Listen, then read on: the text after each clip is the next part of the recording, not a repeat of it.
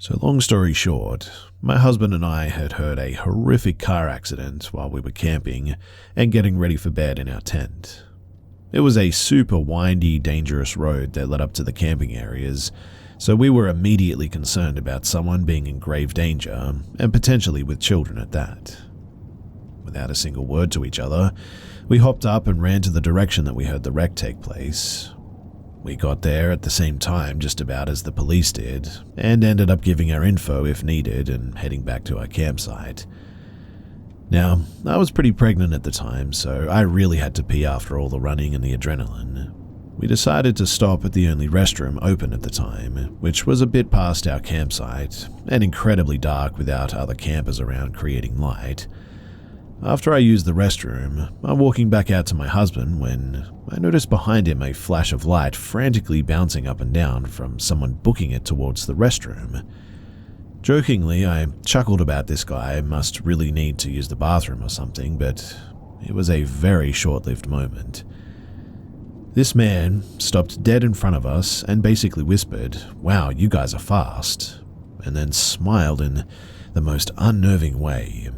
It absolutely sank my stomach immediately, heartbeat pounding in my ears, instant nausea, goosebumps, you name it.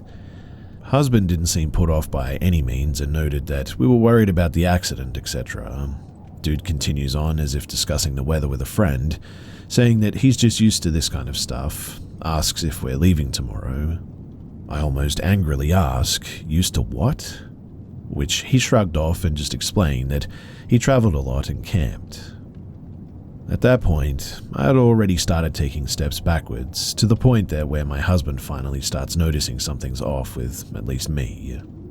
In the moment, I decided to lie and say that we needed to get back to our tent because the cops were coming to take our statements, which was completely false, but I, for whatever reason, just fabricated that, like verbal vomit, without even thinking. Even though my husband chimed in and agreed, saying that we needed to get back, this man does not stop. He starts matching our steps backwards with steps forwards towards us, and begins telling us that morning he went for a walk and found these beautiful flowers, but had heard a deep growl which scared him. He ended this very concerning story with saying that he realized that you never know what day is going to be your last. It was at that point that I realized the entire time he had been fiddling with his hands in his hoodie pocket because he had a knife. I screamed "run," and without hesitation my husband grabbed my hand and we started running for our lives. In those first few moments of taking off, he asked me what was going on, and I screamed "flowers don't growl" and started sobbing. This man had never taken the flashlight off of us, mind you, had it on one of his hands by his hoodie pocket the whole encounter. So we knew that he was chasing us when the flashing became erratic again, shining up and down over us. I'll never forget watching our shadows go from big to small from the movement of his hand while running hard.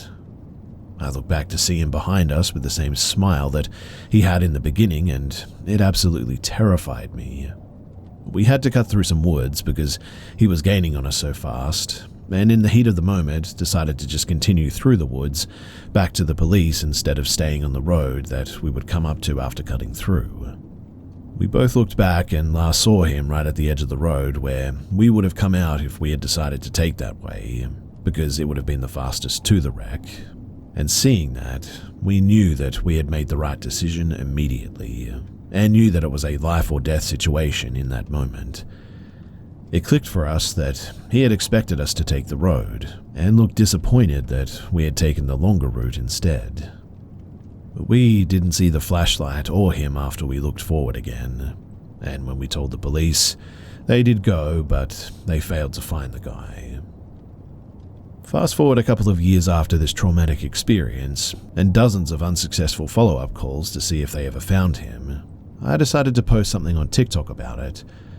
It actually went viral overnight, and by the next day, someone who had lived in the area had actually found this guy and shared a news article. He killed 2 weeks later at another campsite not too far from where we went. He attacked and stabbed a man who died immediately, and a woman who luckily survived, but only by playing dead. When I tell you finding this out absolutely sent me into a spiral, man, do I mean it. I cannot even remotely begin to describe the mixed emotions of getting closure from him having been found, to the heartbreak and survivor's guilt of knowing that he went on to successfully kill because he wasn't caught after our experience. This changed my life. I'll never be able to enjoy camping again, and we used to love it. Look, please, for the love of all that is good, always go camping or hiking protected. It turns out that camping and hiking and murders are scarily common and seem to be a free-for-all to all serial killers. I mean, really, just look up camping cold cases and you'll be blindsided by just how common it all is.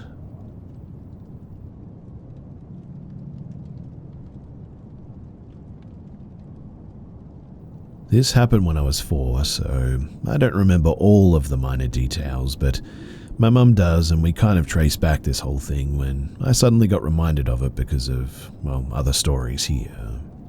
I'll try my best to explain and add the bits from my mum's memory, but bear with me. So we used to live in a very rural area at the time, and we owned a small farm. Most people in that area had their own farmlands, but the houses were located about 5 miles away from the area where all the farms were. It was the time when we had only one cell phone that my father used to keep with him all the time, and no landline at our house. There was a public telephone booth 2 blocks down that a lot of people in the neighborhood used though.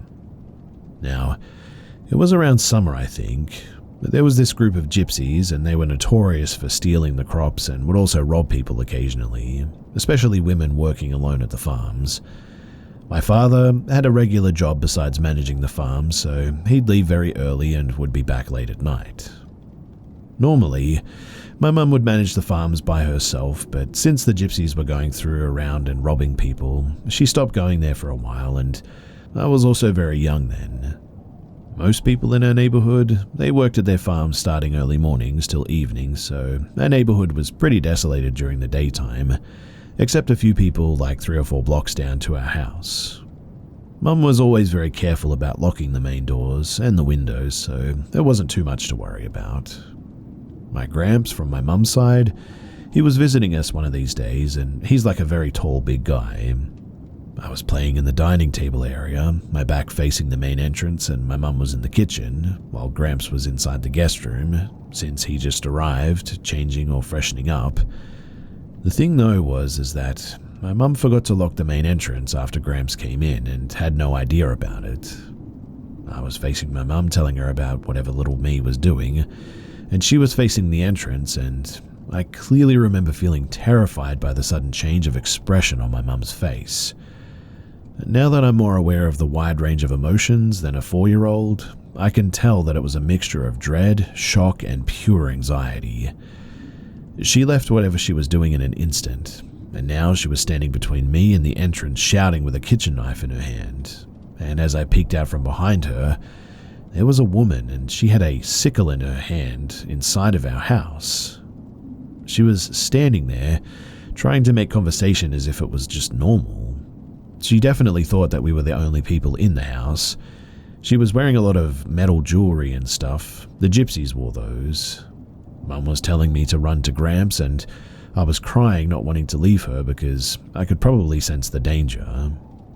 It's only been like 2 minutes and my Gramps come running down and yelling from the room in the far back, telling the woman to get the heck out of our house. She was still trying to pretend and telling stuff like she just wanted some water and this is a pretty house, but now she was also backing away. More yelling and shouting from Gramps and Mum, and the woman finally left. My mum locked the entrance, and now my Gramps was trying to calm her down as she was shaking a lot. My mum told me later that the most scary part was that she couldn't even notice the woman getting inside, and I could have been seriously hurt or possibly taken hostage if she had noticed even just a little bit later. And the woman didn't even flinch when it was just my mum shouting at her with a kitchen knife in her hand.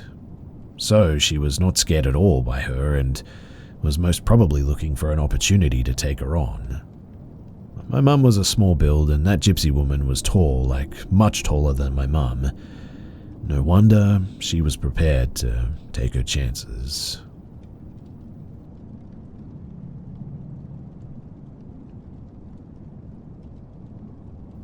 From age 13 until almost 15, I actually had a paper route.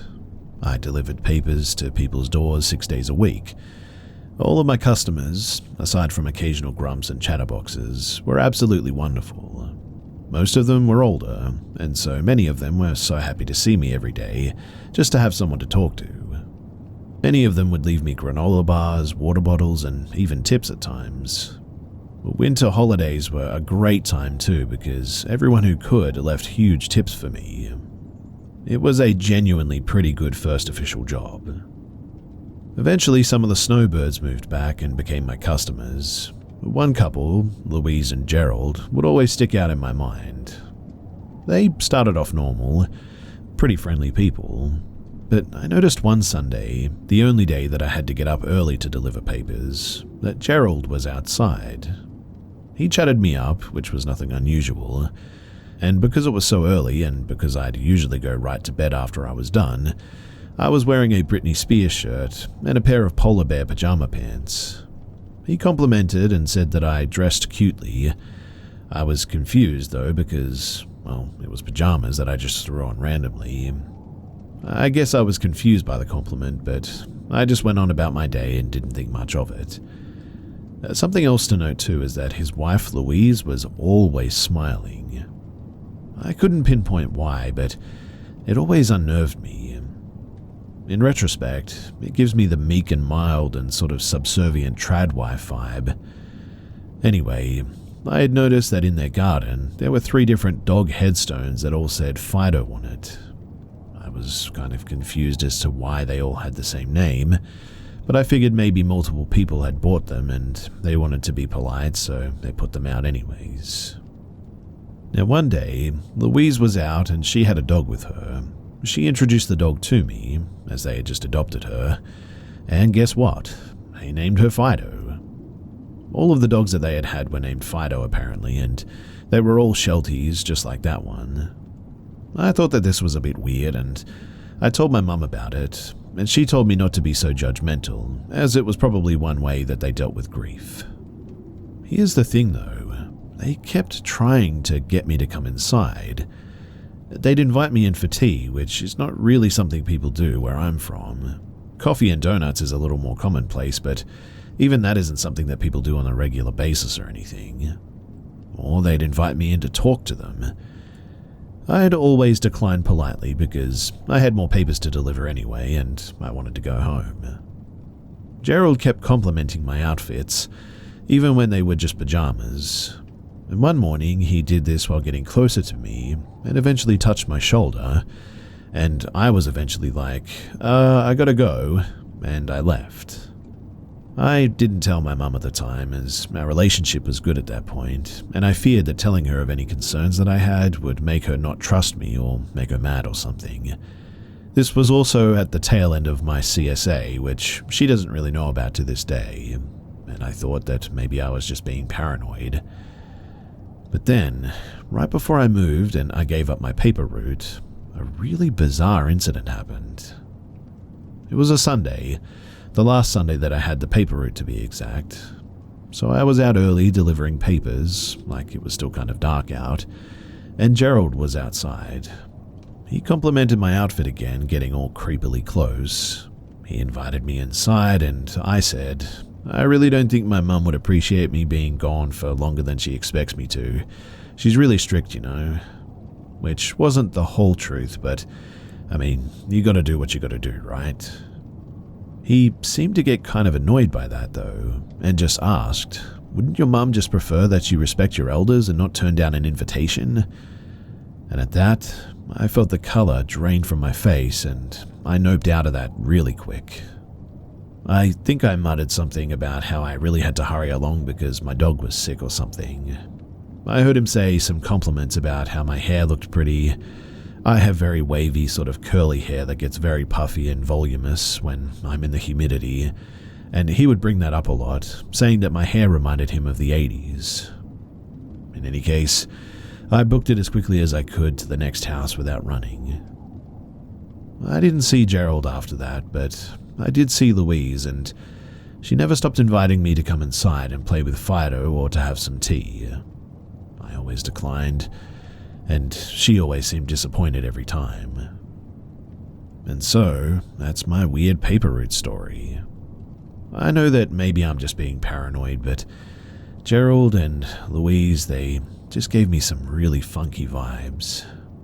And looking back, I really hope that those graves did actually contain old pets.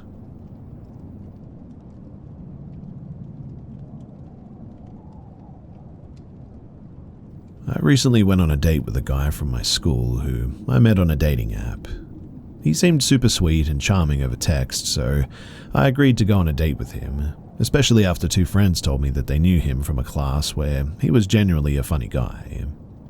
Well, we go to a small, pretty prestigious university, which also made me sure that he would be normal. He was supposed to meet me at 6 to go out on a picnic, but ended up picking me up at about 8:30. He texted me to reschedule to 8 and ended up showing up at that time too.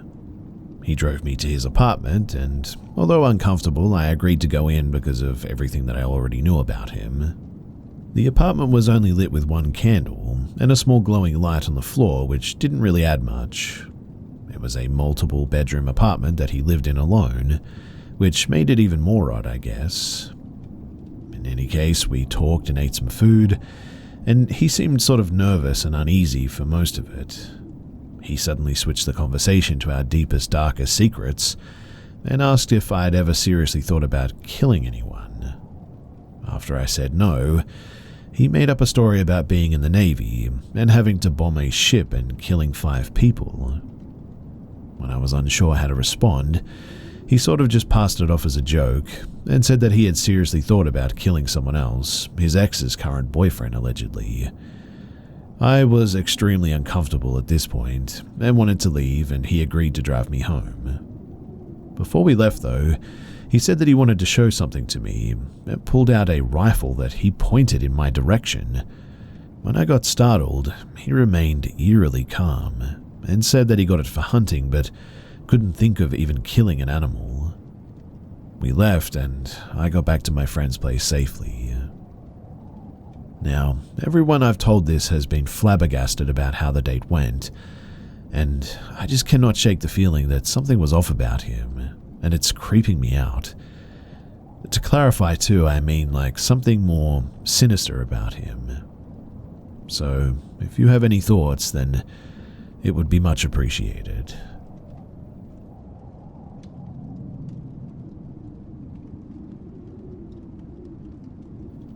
A series of events unfolded in my life, causing me to move out and live out of my car ever since about a month ago. It's nothing really new for me, however, as I've lived out of my car for 5 years prior in the past, and have never had any encounters. Until yesterday, that is, because something happened which really shook me up. There's this small beach on the coastline, which has been my go-to sleeping spot for some time. On the southbound part of the road is a whole lineup of cars and RVs, mainly other homeless, but also people coming to hang out because it offers a nice view of the bay. I usually sleep on this side, and the people who come here like to bring their beers, play their music, and gather outside. But it's super chill and everyone keeps to themselves for the most part. Well, lately I've been having trouble sleeping, and I tend to knock out at around 2 a.m.-ish, not waking up till noon. The problem is, though, on the southbound side, is that the sun will bear down at like 8 a.m., turning my car into a sauna in the morning. But about 100 yards down, on the northbound side, there's this tiny hiking trail area in the vast lot just off the road, and there's a few trees there which offer me a bit of shade until the afternoon. There's also a park right across the street from here. It's a much more secluded area, but I've been sleeping there since the last week or so, no issues at all. In fact, typically, only a couple of other cars really park around this area. So, yesterday, I pulled up to my spot at around 12:30 in the morning and found this large 4x4 pickup truck parked there. There's another car parked across the road and a third one on the other end of the lot as well.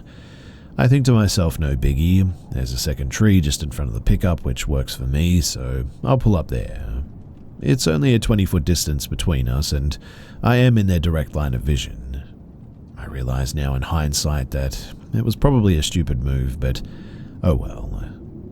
There's two people in the front seat playing their ranchero music, and there's also a dog left outside on a leash, possibly others in the back seat, but I couldn't confirm due to the windows being tinted. I never make eye contact and keep my head down the entire time. I first go to take a leak in the forest, come back to grab my pillows and blanket from the trunk, and hop into the back seat. I'd assume that they would have thrown off any paranoia that they would have had as they see that I'm just coming to sleep in for the night. Within 5 minutes, though, they take off and drive up the road for a short distance before suddenly making a U-turn and returning back into the lot. They do some weird random driving in front of me, then pull back slowly and very close to my side. I roll down my window. The passenger has his window all the way down. He's asking me something in Spanish and his English is basically nil. He's clearly drunk, coked up, bloodshot eyes, pupils dilated, and talking in a slight slur. He's also visibly angry, expressing intimidation via body language.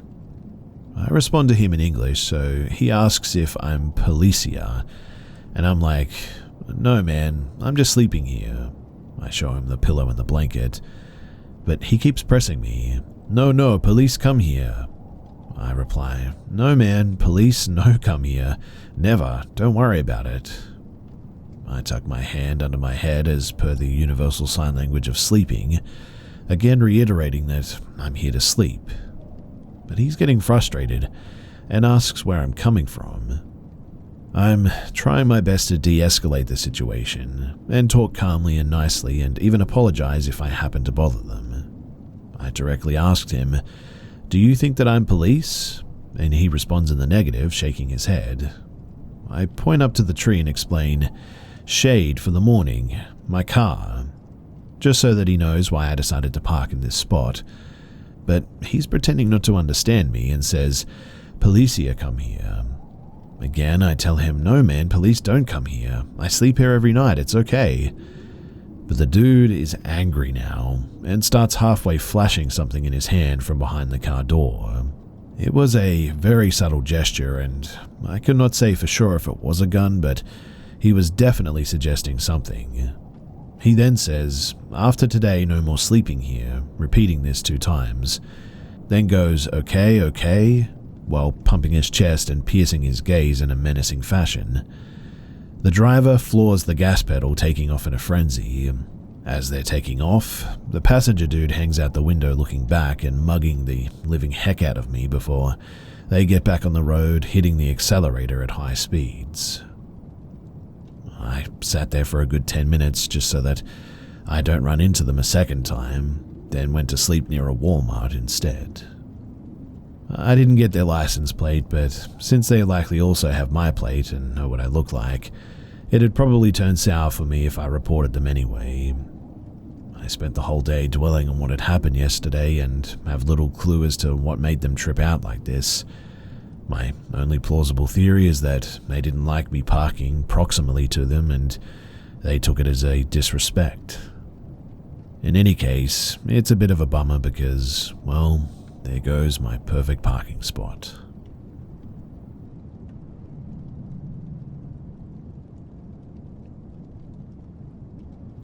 So I was camping with a couple of friends at a spot on the McLeod River called Adena.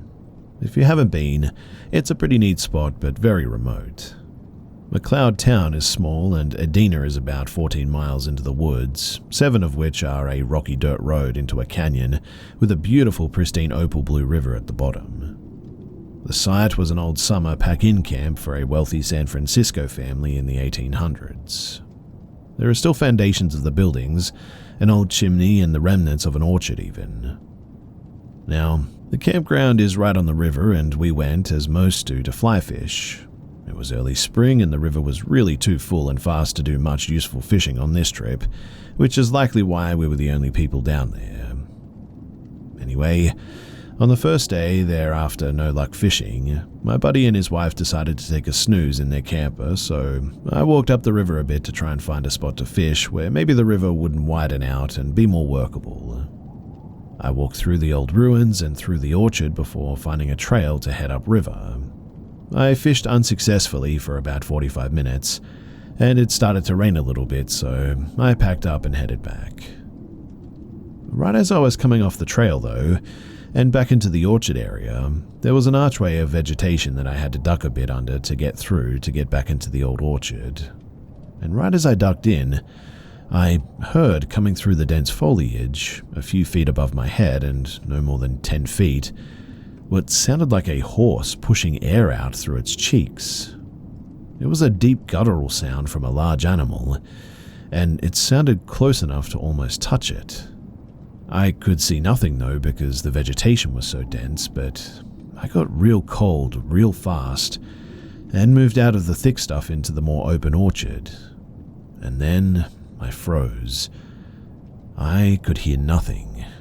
I couldn't see anything in the brush. I was kicking myself because I was carrying a sidearm, but it was in my pack, which I was an idiot for doing that.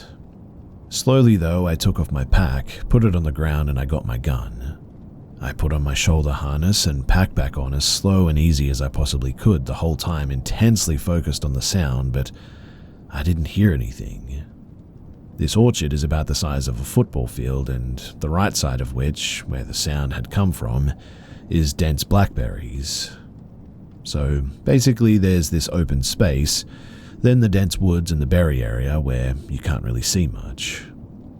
I started walking back through the orchard towards our campsite. At the opposite end had a similar kind of dense arch-like spot to get out of the orchard and back into the ruin or campground area. I had made considerable ground and was intensely listening for sounds of something following me and had heard nothing. And as I made my way, I was starting to feel like I was in the clear. And right as I let a little bit of a sigh of relief out while going through the exit arch, there was that same sound from a similar height, and just as close as before. At that, I instantly broke into a full sprint the rest of the way back to the campsite, and informed my friends quickly. It was honestly a really wild experience, and as I was running, I felt like my life depended on it. Anyway, that night we all decided to stay down there in any case, and yeah, as we were cooking and eating, a deer showed up. The strange part was that as it got darker, the deer kept getting closer. By the time that we were ready for bed, it was literally under the picnic table in the campsite. We had a pretty uneventful night for the most part, but when we got up in the morning, the deer had slept under the pop-up camper right at the door. The next day, we went back to the orchard with our firearms ready. I was determined to figure out how the animal had moved without me hearing it through the dense berries. I searched and searched, and in the end, I just could not come up with a rational explanation. I mean, there were no paths, no trails. But lastly, and most disconcerting, in the middle of the orchard there was a small pine tree, maybe about 12 feet tall. But the weird part was that something had broken the top off of it, about 7 feet up, and laid it across the vague footpath that I had just used to get through the orchard the day before. And I can assure you that it was not there then. I've racked my head trying to make sense of this encounter for some time now. I mean, a bear obviously comes to mind, but what I get stuck in is the height of where the sound came from. Black bears getting to like 9 feet tall is not really a thing. And an animal that size, having to move pretty quickly to cut me off, does not seem possible over that distance through that thick of the brush without a trail. I'm a touch over 6 feet as well, and this noise was a few feet above my head. The terrain just would not have accounted for that, plus a bear standing up. Impossible. The other thing too is that I just don't understand how it could have cut me off at the other exit and made no sound getting there through the dense berries and the trees like that. I was absolutely terrified, and I don't think I've ever been listening more intensely in my life. but there was just no sound.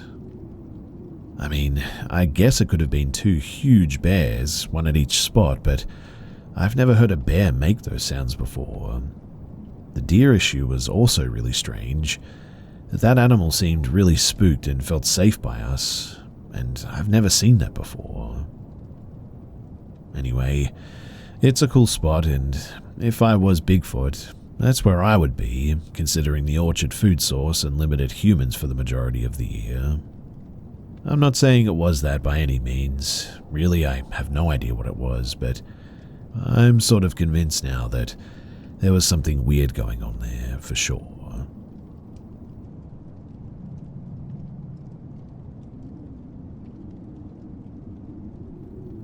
So my family and our friend, one male, two female, our kid and newborn, just went on a walk through a trail near our friend's dad's house.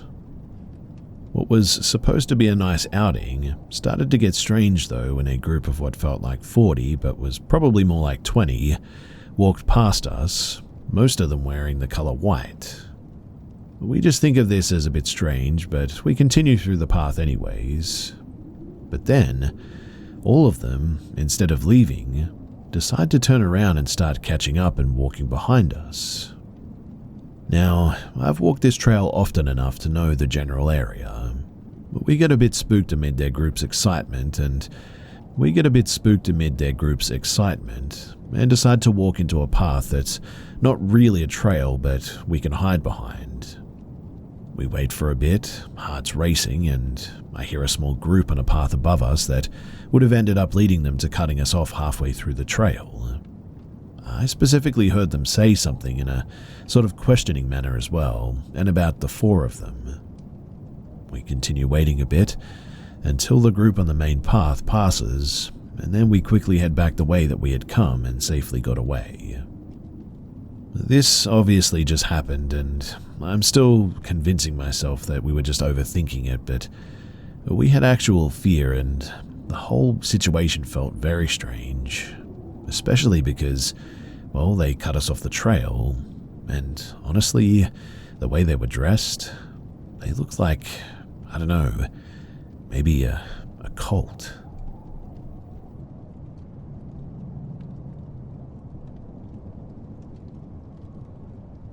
I, a 22-year-old female, had a very horrible experience about 2 or 3 years ago. So my boyfriend, 22 and male, and I had been dating for less than a year when this happened. My partner is of a Latino descent and I'm white. My boyfriend's family are believers of the bracelets of the evil eye. They taught me that the evil eye in their culture is used for protection, like if someone gives you a bad look or if they look at you with bad intent or envy. They then taught me that if the bracelet becomes lost or broken, that means that the bracelet has done its job and protected you. Now, my partner and I were hanging out one day at his home and he came across an old evil eye bracelet that used to belong to him. He had lost the bracelet some time before, and he asked me if I wanted it, and he said that it would protect me. From what I understand, someone can gift you their evil eye bracelet, and it should protect you still, even though it had a previous wearer. So I accepted my boyfriend's offer and decided to wear the bracelet, but I didn't really believe in that stuff, I guess. I mean, I grew up Christian and I still believe in God to this day, and am fairly religious, but not any of that sort of superstitious stuff. In any case, I went home later that day, and I was living with my aunt and uncle at the time. My aunt and uncle are very hardcore religious sort of folks, and so their house felt beyond safe most of the time. I never got any bad energy or negative feelings there, nor did I ever experience anything bad or paranormal too. That night though, I went to bed wearing the bracelet with nothing really in mind. I don't know how long I had been asleep for or what time I woke up, but I remember waking up screaming and thrashing. I can't remember any previous nightmare or dream prior to waking, but as I was waking myself up with my screaming and thrashing, I swear that I felt something grabbing my arm, the arm that I was wearing the bracelet on. I remember that I was grabbing my own arm as well as my other hand, almost as if I was trying to reinforce my other arm that was being grabbed and pulled. I think that I had managed to shake off whatever was grabbing me at the time because as I was really waking up, I suddenly felt something at the end of the bed, and with a hard tug, it tried to rip my blanket off of me. I held onto my blanket firmly and eventually, whatever it was, seemed to let go. I laid there in the pitch black darkness with my eyes wide open, just sort of staring at the ceiling until I felt like it was safe enough to grab my remote control that turned my LED light strips on and off. I turned on the lights and I saw nothing at all. I stayed awake for maybe 10 minutes just looking around and being on my phone, but eventually I was too tired and I fell asleep again. I really don't know how I was able to be honest, but I did, with the lights on of course. I had never ever experienced anything like this, and there's no way that I could have been asleep or dreaming still because I distinctly remember waking up screaming and sort of thrashing and absolutely feeling something. Now, I don't know if something had been attached to that bracelet or if it was just a crazy coincidence or not, but whatever the case, it was terrifying, and I didn't feel comfortable going home the next day to sleep in my own bed again. The bracelet remained in my home, but I had taken it off for a shower and I didn't put it back on after that. And I never experienced anything again like that, even though the bracelet remained in my home and in my jewelry dish.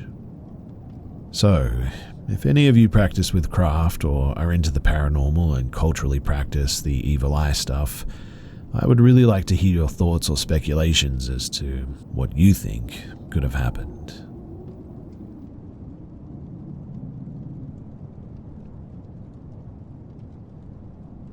I live alone in a studio, and to make it feel bigger, I separate the end of my mattress that isn't facing the wall with a big tapestry, sort of like a hospital curtain, I guess. I was about to go to sleep and was laying down in my bed on my phone. I wasn't listening to any music or anything, and after like 20 minutes of lights out and laying down, I hear this panting right on the other side of my tapestry. It sounded like when a dog, sniffing really hard with its snout, is all up in a jar or whatever. I turned on my flashlight without getting up first to just see if maybe an animal or something got in. I even said get out twice and the panting continued. But after that, it almost seemed like they got more dragged out and breathy between pants. I also then started hearing shifting and almost like skittering over into my kitchen and bathroom area, also conveniently out of my sight. Eventually, I got up and turned on the lights and it all just sort of stopped, except for occasional house settling or rustles now and then. And of course, nothing was there. Nothing was out of place. I couldn't see any pests around or anything. But I definitely slept with the lights on that night, to say the least.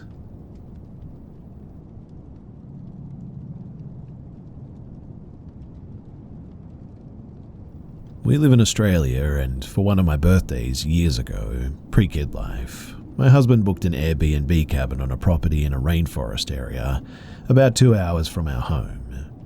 This was a property where the owners lived on a few acres and had 3 cabins in various spots, was bordering a national park. The rainforest is one of the oldest remaining in the world, and is on the World Heritage List. It was a modest little 1-bedroom cabin close to the main house, styled very vintage-like, no Wi-Fi or internet or even TV. We just enjoyed pottering around the rainforest and the beautiful creeks for the first day and night. It was nice and peaceful, but it did have a bit of an odd vibe to it, I'll give it that. Well, the second night was not so peaceful. That night I noticed it was eerily quiet, like dead, absolute quiet. Not a single insect or bird even making a noise. It was not natural for a wildlife area, and I sort of felt watched and on edge a little. But I didn't think too much of it, and we went to bed as usual. But later that night, I have this vivid dream that standing at the end of my bed was this ghastly thin old lady in a nightgown, grinning at me with this evil grin, with wide eyes, and she claws up at me to grab me. I wake up horrified and instantly look over at my husband. He is already awake, and he appears, well, terrified for a lack of a better word. He asks if I'm okay and what's wrong. I say it's nothing. I keep staring at the end of the bed, and so does he. We put the bathroom light on to sleep that night, and neither of us discussed why.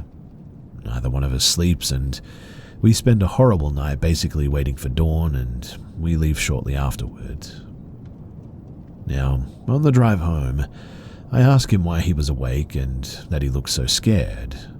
And he told me that he couldn't sleep because he just couldn't shake the feeling that something was at the end of the bed and watching us. I asked what he thought it was, and he told me that he kept seeing like a creepy, vague outline of an old woman. I hadn't yet told him about my dream, and then I told him, and we were very weirded out, and now refer to it as our haunted cabin holiday.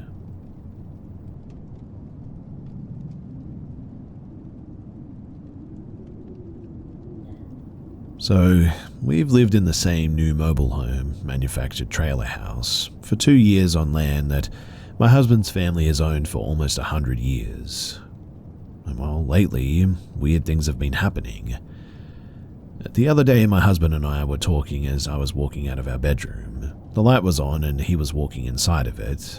Then he said my name in a slightly sort of concerning tone. I turned around and said, "What?" But the light was suddenly off. Hubby asked, "Did you turn the light off when you walked out?" I shook my head confused. "No, did you?" "No, I was getting undressed by the closet." Which meant that the switch had somehow been flipped. Our 6-year-old was in the other room and our 2-year-old can't reach up that high. So we just sort of look at each other like, what the actual heck? The fact that this happened isn't the most concerning part though. You see, the other night, I was sitting on the couch close to midnight, scrolling through my phone when I heard a noise like a flip of a switch. And sure enough, as I looked toward the hall bathroom light, which is usually on a nightlight for our 6-year-old, it was off. Then I hear it again, the flip of a switch, and the light cuts on. I stare at the hall absolutely flabbergasted as to what had happened. I never mention it to my husband because for all 6'2" and 240 pounds that he is, the man is definitely jumpy. Nothing like this has happened like it before in the 2 years of living here, but I'm 10 weeks pregnant with our second child. With my first pregnancy, I always felt like someone was always watching us or would hear footsteps walking down the hall of our old home. I had nightmares of someone snatching my husband away.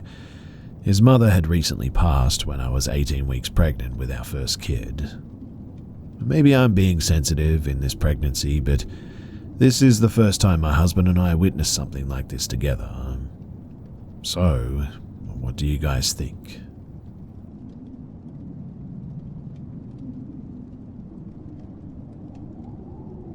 Back in 2021, my husband and I went on a couples trip with a group of 8 other friends to the mountains of Gatlinburg, Tennessee for the weekend.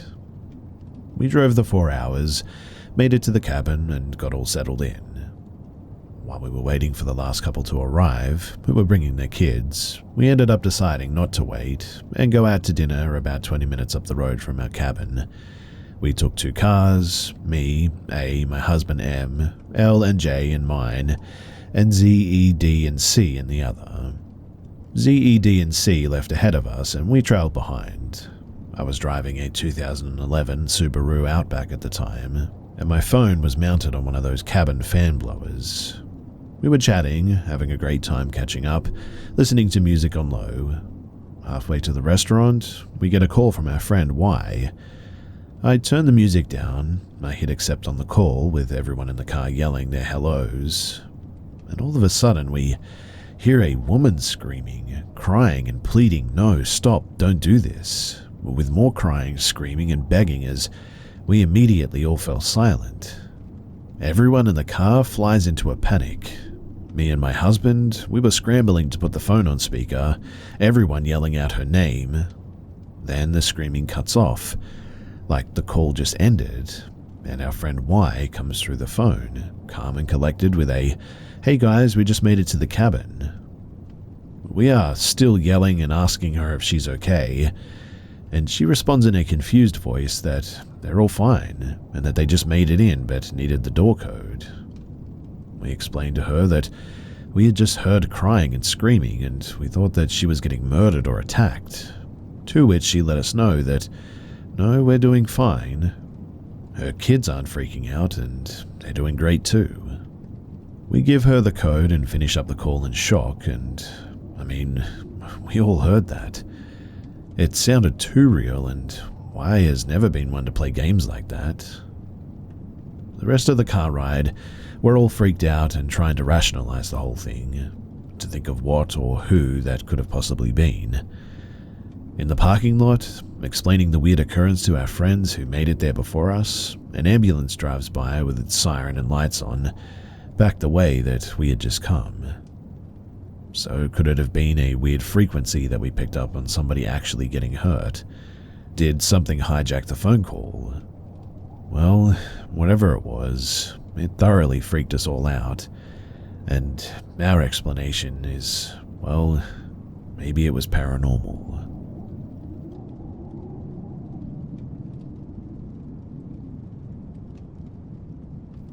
So my buddy and I, who were in college at the time, we were back in our little hometown for the weekend. That Saturday night, we were driving around getting high and just drinking beer. We were driving around on dark country roads and it was pitch black that night, overcast with no moon. We stopped on a dirt road to take a bit of a leak and roll another joint. My buddy who was driving left the car running but turned the lights off. We didn't see any other cars or people around us for like miles. But my buddy starts rolling the joint and the overhead light inside the car is on. Then he happens to glance up toward the front of the car, acts startled, and flips on the headlights. We look out the car windows and see a whole group of guys around the car. We both yelled some choice words, he slammed the car into gear, and we hauled butt out of there. Those guys, they were probably people that we knew from town. I even thought that I recognized one of them, but I've always wondered what in the heck they were doing out in the middle of nowhere like that, on a pitch black night, without flashlights and apparently on foot, and then surrounding our car like that.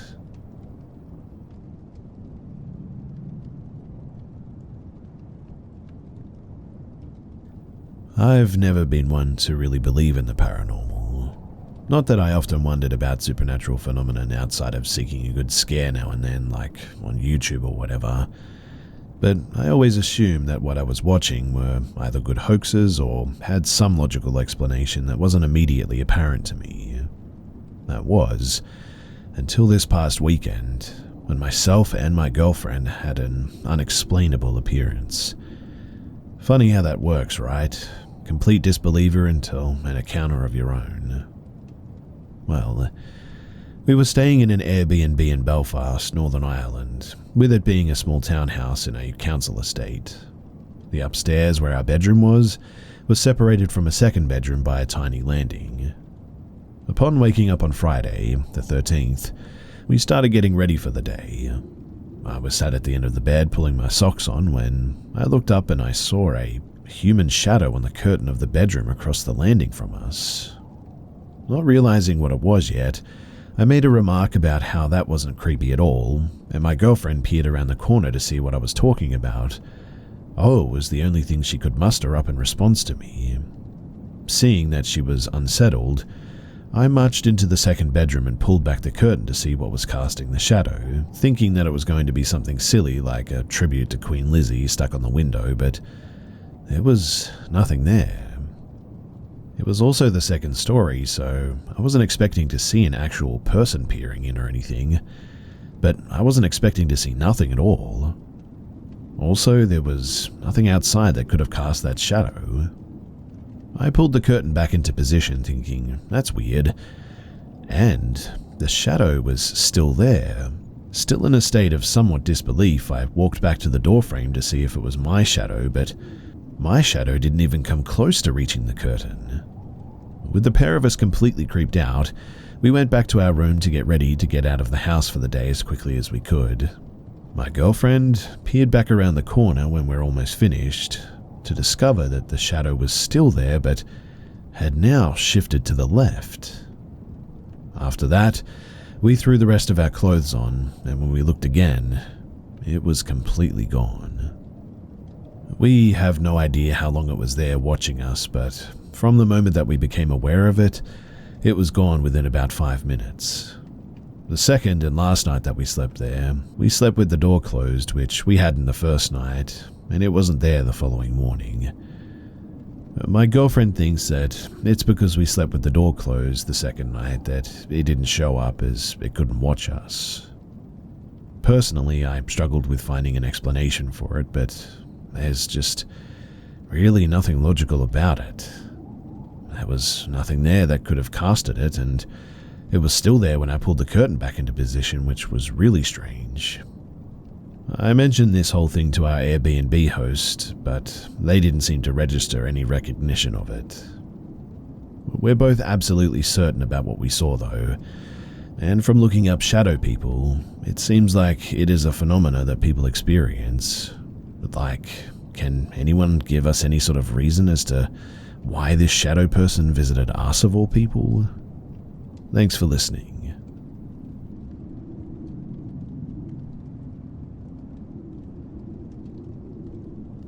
About 20 years ago, I had one of the most perplexing things happen to me while I was out having a cigarette. It was about 2 a.m. and I had woken up in the middle of the night. After tossing and turning, I just could not get back to sleep that night, so I decided to go out and have a smoke. For reference, I live in an apartment with a small cement patio out front. It's on a very busy street, with a sidewalk that runs alongside of it. While the street was loud and busy during the day, it was actually very peaceful to sit out there at night. All my neighbors were sleeping and the night was cool and calming. Anyway, while I was sitting on my patio steps, a large dark-colored animal came into view from a distance. It was walking on the sidewalk, and for some reason my freeze response kicked in. I became a brick and the hair on my arms was raised. While it walked slowly toward me, I tried to make out what kind of animal it was. It was easily as big as a horse. I do know that sometimes people walk their horses around town, even though this is a large city, but there was no rider on this creature. Is it an escaped horse? The closer it got though, the more confused I was. Honestly, it resembled a large black panther or maybe a lion-bear hybrid or something. It had black fur that was kind of wavy or curly. I could see the steam from its breathing, and the crazy thing is that it did not seem to be aware of my presence at all. Maybe that's why I stayed frozen, letting my cigarette burn out completely. It was almost like I knew if I moved that it would kill me. My body did eventually let me move, but I must have been out there for a good 30 minutes, scared out of my mind to move. Honestly, I don't know that much about these things, but I feel like I saw something that I wasn't supposed to see that night. I feel like it was from a different dimension or something, and I just got a bit of a peek. I've had a few paranormal type encounters, and another perplexing glitch that happened recently. It always feels the same too, like I'm just getting a bit of a glimpse behind the veil or something. But please, tell me someone out there, somebody else has seen this creature. It also haunted me more than any other unexplained experience that I've had. I've tried talking about it with other people, and they usually just say something patronizing like, wow, that's crazy, and really, that's about it.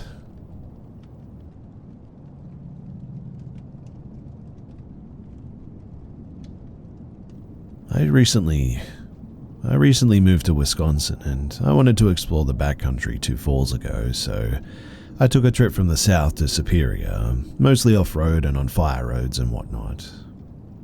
On my second night, I was in the North Woods and it was getting pretty late, so I was on a back road in heavy forest and decided to find a spot to sleep in my truck. I went down a dirt road, probably 2 miles or so down the dirt road, At this point, it was very dark, roughly 8 p.m. and absolutely no one for miles. I found a trail in the forest and drove about 100 feet into the woods, and I parked, completely concealed from the dirt road that I was just on. I got out to assess the area, but couldn't see anything as it was completely dark. I got back in the truck, and I set up for the night. About an hour into watching a movie on my phone, I heard a sound that sounded like a woman screaming, and my dog heard it too. I grabbed my pistol, turned on all my lights, and opened the door to see what it was. Mind you, absolutely no one knew that I was out there, and I was far, far from civilization. I didn't see or hear anyone, so I ducked back into my truck. I'll admit too that I was a little bit freaked out, but I figured that it must have been wildlife. I don't know, I rationalized it. In any case, maybe about an hour later I was falling asleep and I felt my truck move as if someone had pushed on it. Again, my dog woke up too, so I knew that it wasn't my imagination. I didn't turn on any lights or make a sound, but my dog seemed very uneasy all of a sudden. I told myself that if I heard anything else, I would get out of Dodge. Well, I ended up falling asleep, and maybe around midnight I woke up to my dog growling, and it happened again. I put on my boots and hopped in the driver's seat, and I just got out of there. Now, as I was driving out, I went around a corner on the dirt road, and I'm not sure if it was my imagination or what, but I swear that I saw a tall, skinny thing running off the road as I came around the corner. It took about 30 minutes to get down the road because I continued down the original dirt road and did not get back the way that I'd come from. By this point, it was raining pretty hard and I just didn't feel comfortable being anywhere dark anymore. I drove about an hour and I finally found a gas station and ended up staying the night there. But I have never been so scared in my life before, and honestly, it takes a fair bit to get me feeling that way. I don't know what it was, but I know it was not human, whatever was out there. That much is very clear.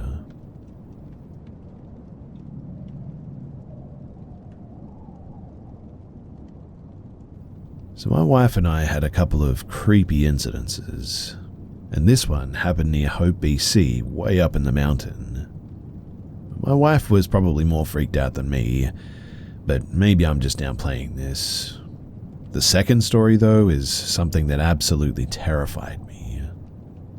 So, we were camping in the literal middle of nowhere between two mountaintops. It was forest fire season, so we could only have a small propane fire that night. We finally decided to go to bed, and we climb into our tent.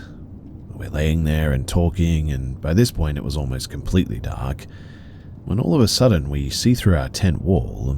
It's not see-through, by the way. A glowing purple ball that starts where I assume was the tree line, and then up into the sky, and we could hear a light buzzing sound, and then it went silent.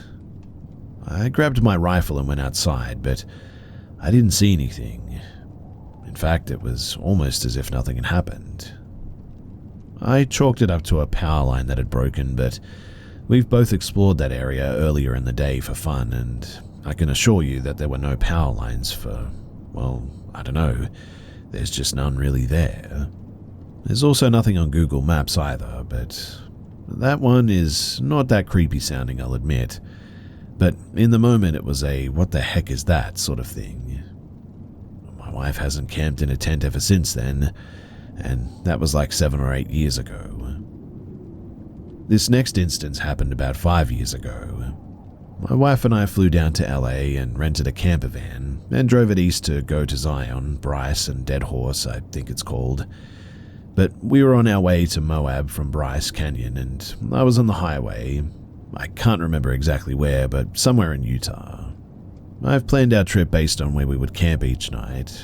Everything was pretty much via Google Earth, so I couldn't tell what was what, but one of the places that I planned to stay at, we had to go down this dirt road for miles and miles towards something that looked like a cool camping spot from Google Earth. When we get to the spot, And the thing that I saw on Google was a cool giant, and I mean a massive rock boulder, a very small mountain in fact, more like a giant hill I guess, kind of growing into it. We set up camp there. The ground was untouched and it seemed like no one had ever been there before because the dry soil was very soft, and you would leave deep footsteps in the dirt and there were no tracks anywhere, not even animal. So I go to the mountain and I collect some firewood for the night. I also collect some large flat rocks to make as a sort of wind guard, as it started getting very windy all of a sudden. We notice some ravens on top of the rock cawing at us and kind of flying in a weird circle around the area. We joke about how maybe this is a warning, and how it reminds me of the Halloween episode of The Simpsons where Bart is a raven. Anyway, we eat and we go to bed. At some point though, I wake up in the middle of the night sort of randomly, and my body is covered in goosebumps, and my hair on my entire body feels like it's standing up. I start getting anxiety too.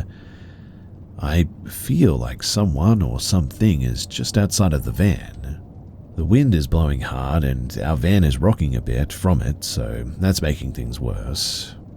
I'm laying there not moving in fear that something is peeking in when my wife says to me, "I'm really freaked out right now and I don't want to be here."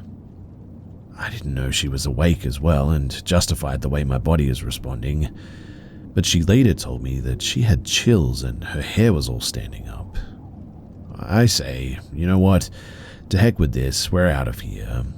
After mustering up the courage to move, I climb to the front of the vehicle to get it started and drive out of there, slowly as to not drive too fast and crash. We get maybe a few hundred meters away and the wind died down, and both of our anxiety and fear went away, which creeped us out even more, I guess. We eventually went back to bed, except I slept with my axe, like that would help, but we slept well and woke up at daylight feeling fine.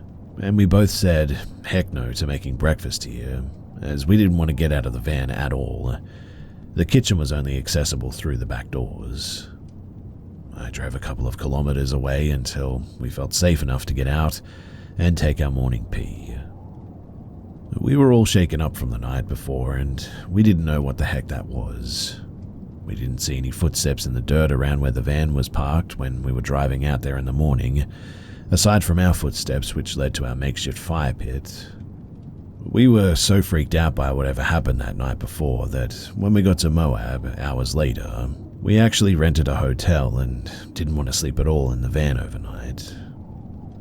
Anyway, years later we were watching a documentary about missing people in parts of the US close to national forests and found out that the area that we were in was actually a huge hotspot, and that we were very close to Skinwalker Ranch.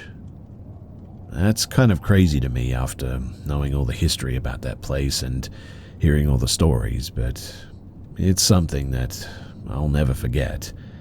In fact, I still get chills, even just sharing this.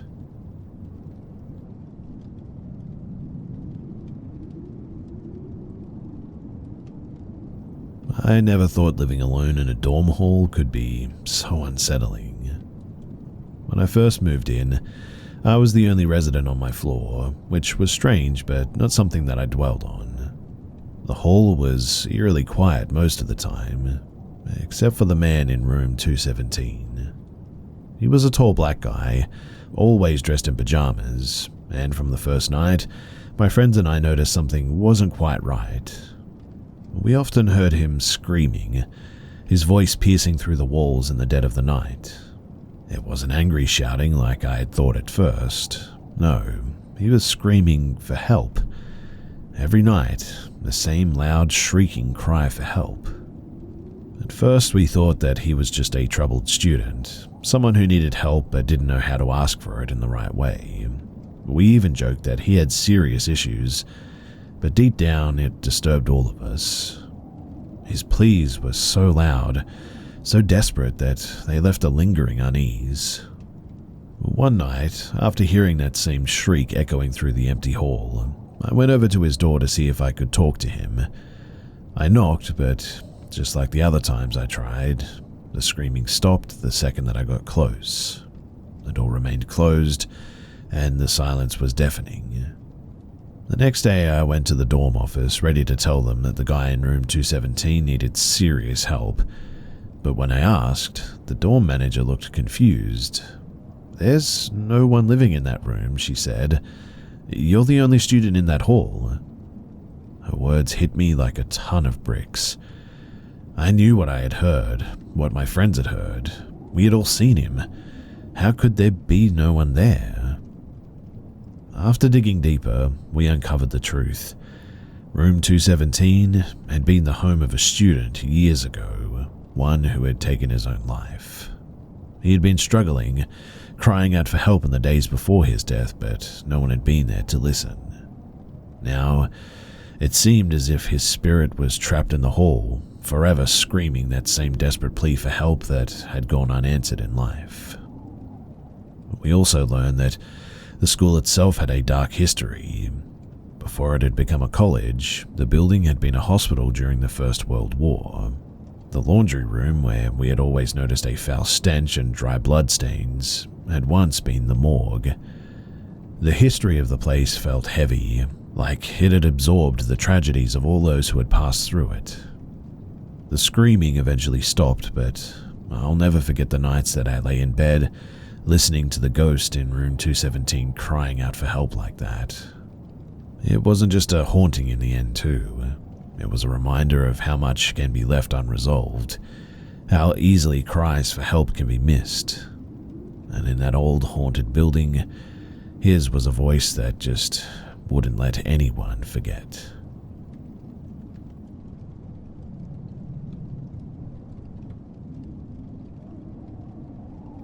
So we live in the Philippines, and my family has a lot of connections and experiences to not just ghosts but creatures from local folktales. Almost every generation, there would be someone born with the ability to see ghosts, like my sister, who had a stronger third eye from what I've heard, but even without it, entities always follow and appear before us, especially in my grandparents' house, which hilariously even once caused a breakup to happen with one of my aunts. One such instance of these sightings was when one of my cousins, Elle, was hanging out in our grandparents' house, and for a while, she said that it was at least 10 to 20 minutes, was talking with one of our aunts. That day, they were the only ones in the house as the others were out, and she said that the entire time she was talking to our aunt, her name's Aunt Jay, not once did she speak out or react while she kept on talking and asking questions. After this, though, she went to the kitchen to grab a cup of water, but was shocked to see Aunt Jay in the kitchen. When Aunt Jay saw Elle, she asked for help in the kitchen, but Elle quickly asked her, "If you're here, then who was I talking to in the living room?" They both stared at each other just before they both heard someone call out, "Elle, can you come here for a bit?" in the voice of our Aunt Jay. Now, the saying goes in our country that you should never meet your doppelganger or you'll die. Knowing this, they both ran out through the back and waited by the front of the house. While waiting that thing out, Elle saw Aunt Jay in the windows of one of the bedrooms fixing the curtains and immediately told Aunt Jay, who was beside her, to not look, because she can see her in the window, moving like a normal human.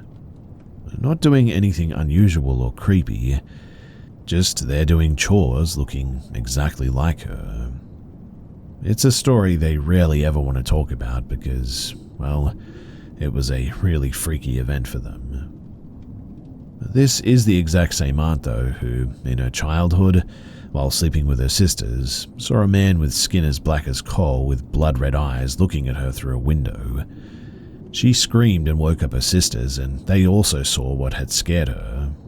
My grandparents thought that it was some creep, but when they ran outside, machetes in hand, it dawned on them that the window was at least 2 meters off the ground, and no one in our town, or possibly even the whole city, could look or be that tall. Our great-grandparents had connections with authorities to the point that my grandmother never had boyfriends since the police always were watching her, so they would have known. The window was by a tree where the stories are told that is the house of different kinds of entities, especially of an unbelievably tall man, skin as black as coal, smokes a giant cigar, and would take, in some stories, kids, women, and in some rare cases, even young boys.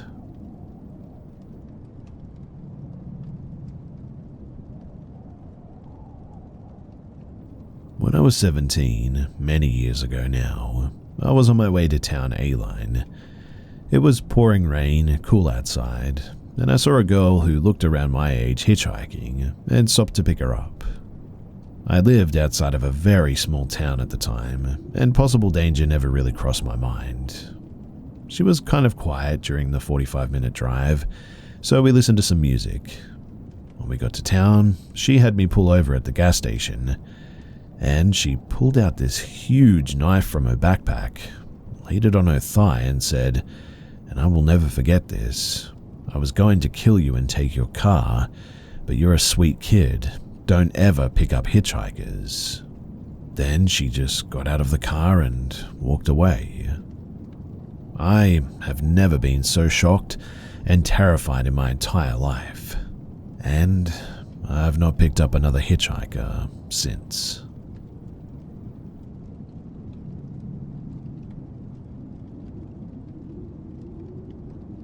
This is a story that I've been wanting to tell for a long time. It's raining heavily now, so I decided to take advantage of that and tell it. I have to admit that I feel a little bit nervous about sharing this, but here it goes. So, the year is 2020. At the time, I was still going to school and also working. My sister was about 24 years old. My best friend used to come to my place for the weekend, and I always used it as an escape from work and school. I love spending time with him. My sister, although a little more serious and a few years older than us, liked to spend time with us too, and she also cooked while we played games, and it became a bit of a tradition. Now one day, a festival was held in our town, so I arranged with that friend to meet in the town. I hung out with my sister all the time, so I took her with me and we met together with that friend. We visited the parks in the city and looked for a place to just relax a bit, but it all became a bit boring soon. Near the church, I saw a house that looked kind of poor, but there was a lot of shoes there, as if the house was full. My friend told me that apparently a psychic lives there and works there and charges for his services and even heals people. And of course, being the age that we were, it occurred to us to check this out. I wasn't a believer at the time by any means, so even the thought of something like this was just kind of funny to me, I guess. We entered that house though, and as soon as I stepped in, I smelled something wet, if I could call it that. Some people exited the room and others were waiting. The house felt very cold. To the right of the entrance is the room where the man works, and that's where we met him. In the middle of the room sat a man wearing a white suit. We greeted him, and without a word, he just pointed with his hand where to sit. After that, we had a light conversation, nothing too significant. After a few minutes, he started doing what we came for. My sister was the first in line, and it seemed to me that at one point she sort of fell into a trance, and I, the guy who only believes in science, explained it as sort of hypnosis, I guess. She started to cry and laugh, and she's doing it all as he says for her to do things. When she came out of the trance, he said that he cast a curse on her, and that the only way to get rid of it is to be with him in marriage. I immediately said that that was enough for me, it's time to go, and that he was a drug addict and a lunatic. Now, for 3 months or a little more, I planned a trip to another country together with my sister and parents. Light music in the car and we're driving, and as soon as we entered another country, the phone rang at the same moment, and to my shock, it was this guy. He began asking me why we were going to another country, if we were running away from him. We had an argument over the cell phone, and to this day I still don't know how he knew that we were in another country, or how he even had our number. After that, pictures of my sister with strange padlocks on began arriving at the address. There were dozens of pictures, and on each of them was a real padlock that pierced the picture and was attached to it. Eventually, we were forced to call the police, but really in the end they just couldn't do anything. There are still hateful messages from fake profiles, but the harassment eventually somehow stopped. I don't know how. I mean, maybe he got bored, or maybe he just saw that there was no fruit from all of the energy that he was expending, and he just stopped.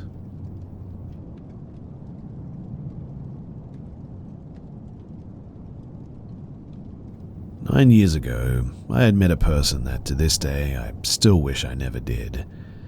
I was an isolated, bullied, and depressed 8th grader, with the added state of being a plus-sized kid in a sports-centric town. So basically, I was beaten and ridiculed on a daily basis. I couldn't make any friends with my new classmates. All of my old friends from elementary school got placed in different classes, and nobody was in the same after-school groups as me anymore, and we were also all in a scout group, but that disbanded before I got into middle school. I was so lonely that if someone talked to me without picking on me, honestly, it made me happy. So I had a Google Plus account, the only social media I could access at school, that I kept hidden from my parents, that I would use to check out my favorite fandoms, and hopefully use to make some new friends. One day, I was on Google Plus in the computer lab, and I had commented under a piece of fan art of a character that I liked. The person who made the post had replied to me not even a minute later. I remember getting very excited seeing that notification, my heart swelling. The two of us spent the next 10 minutes of my class just sort of talking to each other in the comment section. We ended up replying so much that we flooded a good portion of the comments with our talk. After I had to change classes, I logged back in on one of the Chromebooks that we had stored in the back of the class and saw that she had actually messaged me. Her name was Haley. At least, she told me that was her name. Years later, I'm really not so sure it was actually her name. But in the message that I got, Haley told me that she was 2 years older than me, and that we had a lot of things in common. I spent the rest of the school day on my phone, not really caring about anything in my classes at all. We talked for the next week in our DMs, until she suggested that we message each other in a private chat room. Later that day, we made a private chat on an online messaging site, and we had our first conversation in messages. Then Haley asked if we could also do a voice call. I told her that I wasn't sure about that, but she told me that it was only going to make holding a conversation better with me, and eventually, after she asked me multiple times, I gave in. After an hour of us talking, she then suggested that we video chat. I agreed, both to make sure that she was actually my age, but also to put a name to her face. Haley turned on her camera, and she did look in the same age range as I did. I don't know why, but that fact still haunts me more than anything else, really. The fact that she looked so close to my age, plus she easily smiled and spoke really friendly to me, made me feel that I had nothing to be afraid of, really. That led me to quickly believe, though, that I could trust her. We ended up talking for hours afterward, with me practically on cloud 9 the entire time. In the beginning of our little friendship, things were going alright too. We told each other about our schools, what we looked like, what we liked, and gushing over our favorite series that we liked too. We talked almost every day, and stayed up late talking nearly all night sometimes. We even exchanged a couple of silly pictures of ourselves and memes back and forth a lot. After we had been talking for about 6 months, Haley asked me if I would like to meet her friends. At first, I was kind of ecstatic, and the thought of having more friends made me so excited that I didn't think twice before saying yes. Haley invites me in, and I got to meet her other friends. I had a completely different feeling about these people, though, compared to what I felt with Haley. Something made me feel unsafe in that chat room, even though they all seemed nice and that Haley reassured me that I could trust them. It felt like my instincts were trying to warn me, but I wasn't sure about what, so in the end I sort of ignored it. Most of them, though, were much older than me. In a chat with her main friends, there were 6 other people. Most of them were at least 18 to 19, but there were 2 guys that I distinctly remember being in their 20s. I asked how they all met, and they told me that they all met either on social media sites or from real life, but really wouldn't answer any more of my questions. I was a bit naive, so all of the red flags that were popping up went completely over my head. But from constant loud talking to frequently overlapping each other, the calls that I was on with them were just pure chaos. The messages were even worse though, because they would frequently drop cuss words and topics that really should not be brought up with someone who was still a minor.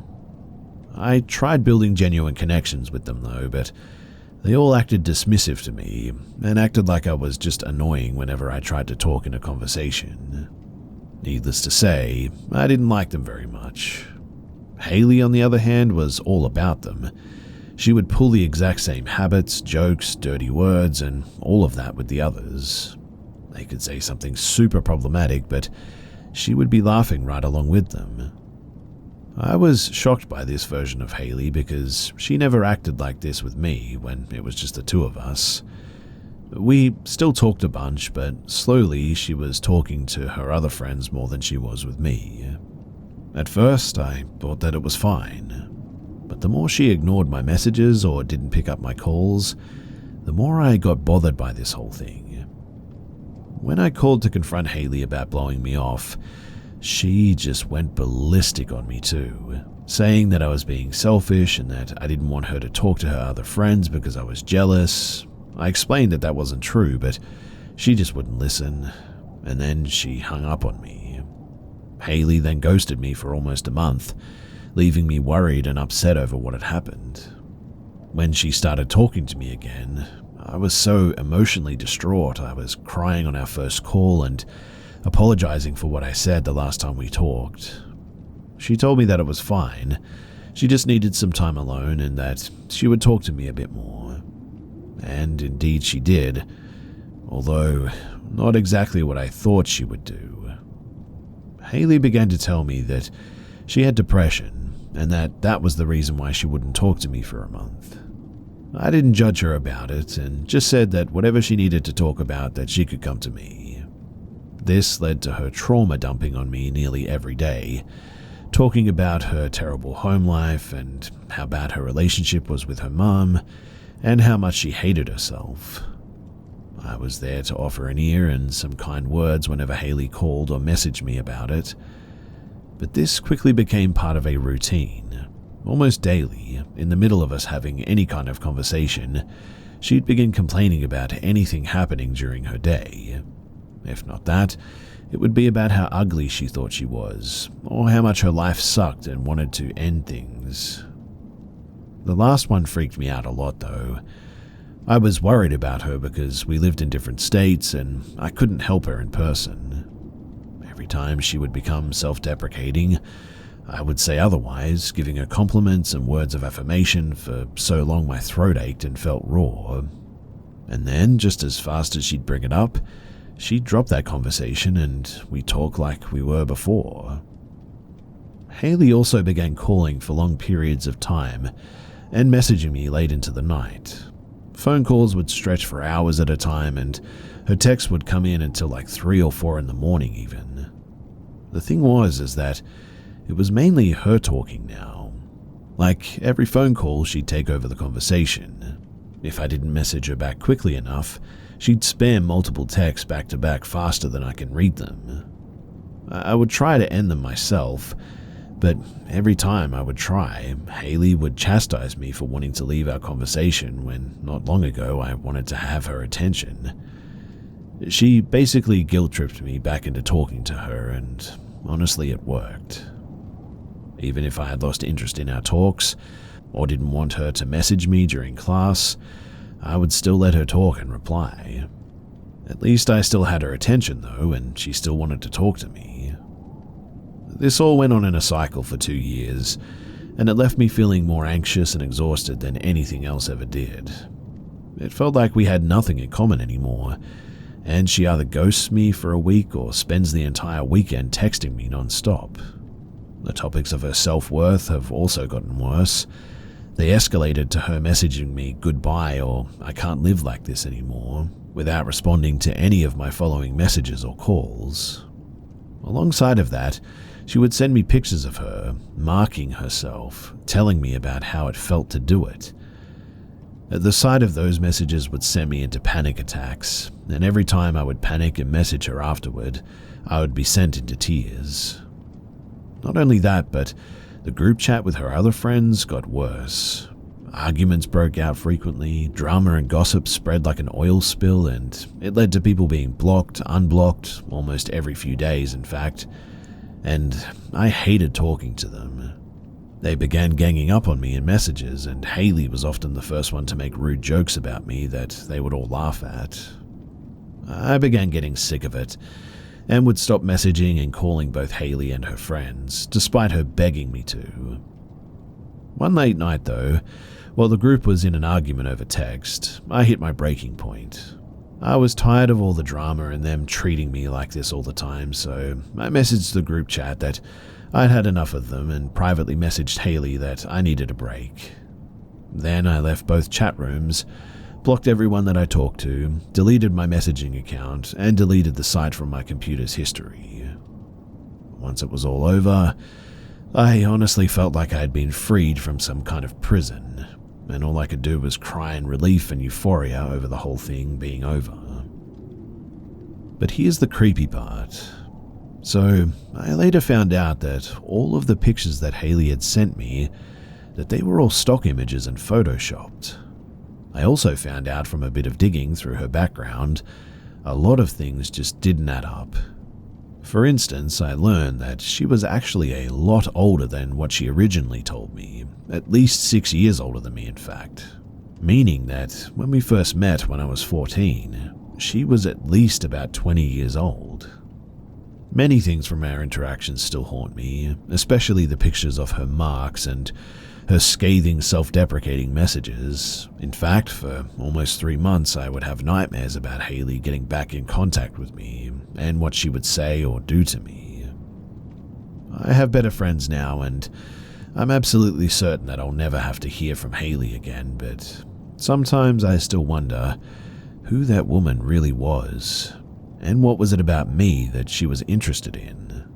Hopefully I won't ever have to find out, but I was lied to a lot by that woman. And now that I'm older and I look back on the whole thing, that whole situation was not okay and extremely creepy.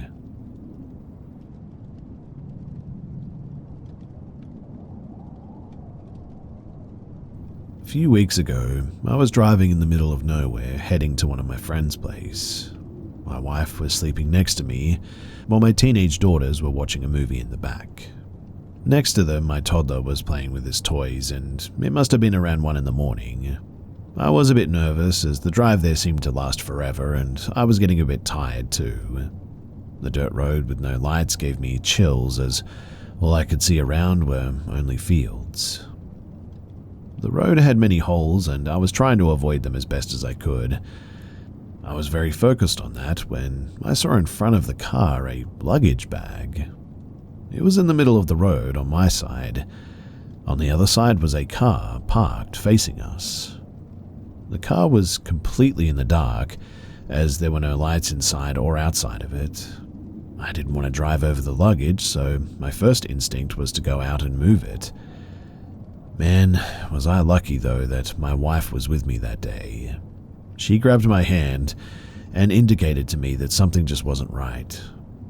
One person was in the field, looking at something on his phone, the reason for which my wife saw him in the first place. I turned the car around and I was ready to leave this road when 2 people jumped in front of us from the field. There was no space on the road, so I couldn't go without harming them. 2 people were in front of my car now. There was also the luggage bag, a car, and the person checking their phone in the field behind us. I didn't know what to do, so really I did the only thing that I thought of. I just turned around again, facing the luggage, and just drove over it. Fortunately, there was nothing inside of it to damage my car, so we got out of this situation unharmed. We eventually arrived at my friend's house and everything was fine after that, and we had a great time there. But I still get chills when I think about this incident. I mean, the whole thing was pretty obviously a setup, and if I had gotten out of the car, what would they have done?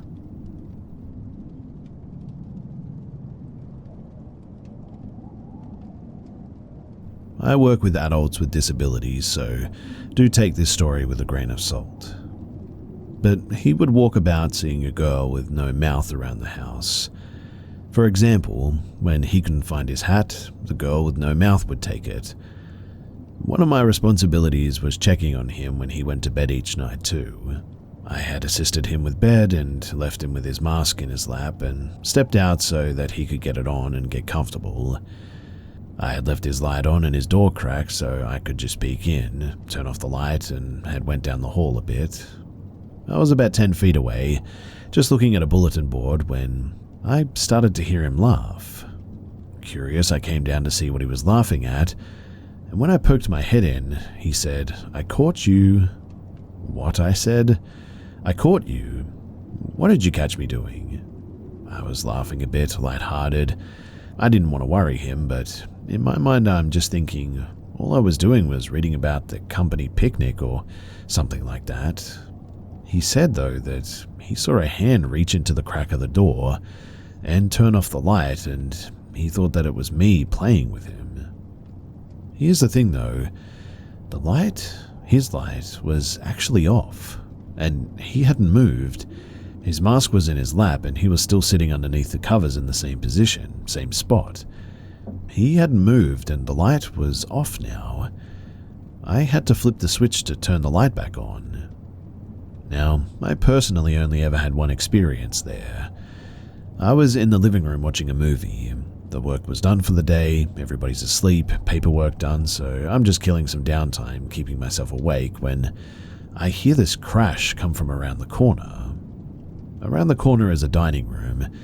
In the dining room is the kitchen table, and on the other side of the room across from the entryway is a client's bedroom. My first thought was that he had gotten up and may have fallen, so I hurry over to check on him. I get to the entryway and I can see that his room door is still closed, but I can see this through a figure standing in the dining room by the table, a figure that turned to look at me. Its right side was to me, and then it turned its entire body to look at me, and I could see through it to the other side of the dining room to the client's closed bedroom door. I absolutely freaked at this, backed up a few feet, and then it was just gone. That is the only experience that I've ever had at that house. I have heard from the overnight staff there who replaced me that she has heard whistling though. Now, the rest of this I could excuse. I mean, he had cognitive impairment, my eyes were just playing tricks on me perhaps. She heard whistling from the outside and it sounded like it was from the dining room. But I can assure you that that light, it was off, and I purposefully left it on so that I could do my job a minute later. Yes, he was cognitively impaired, but he didn't see things. He had trouble with his memory, but again, he didn't see things. And that makes me wonder just how much of the other stuff that he was telling me was real.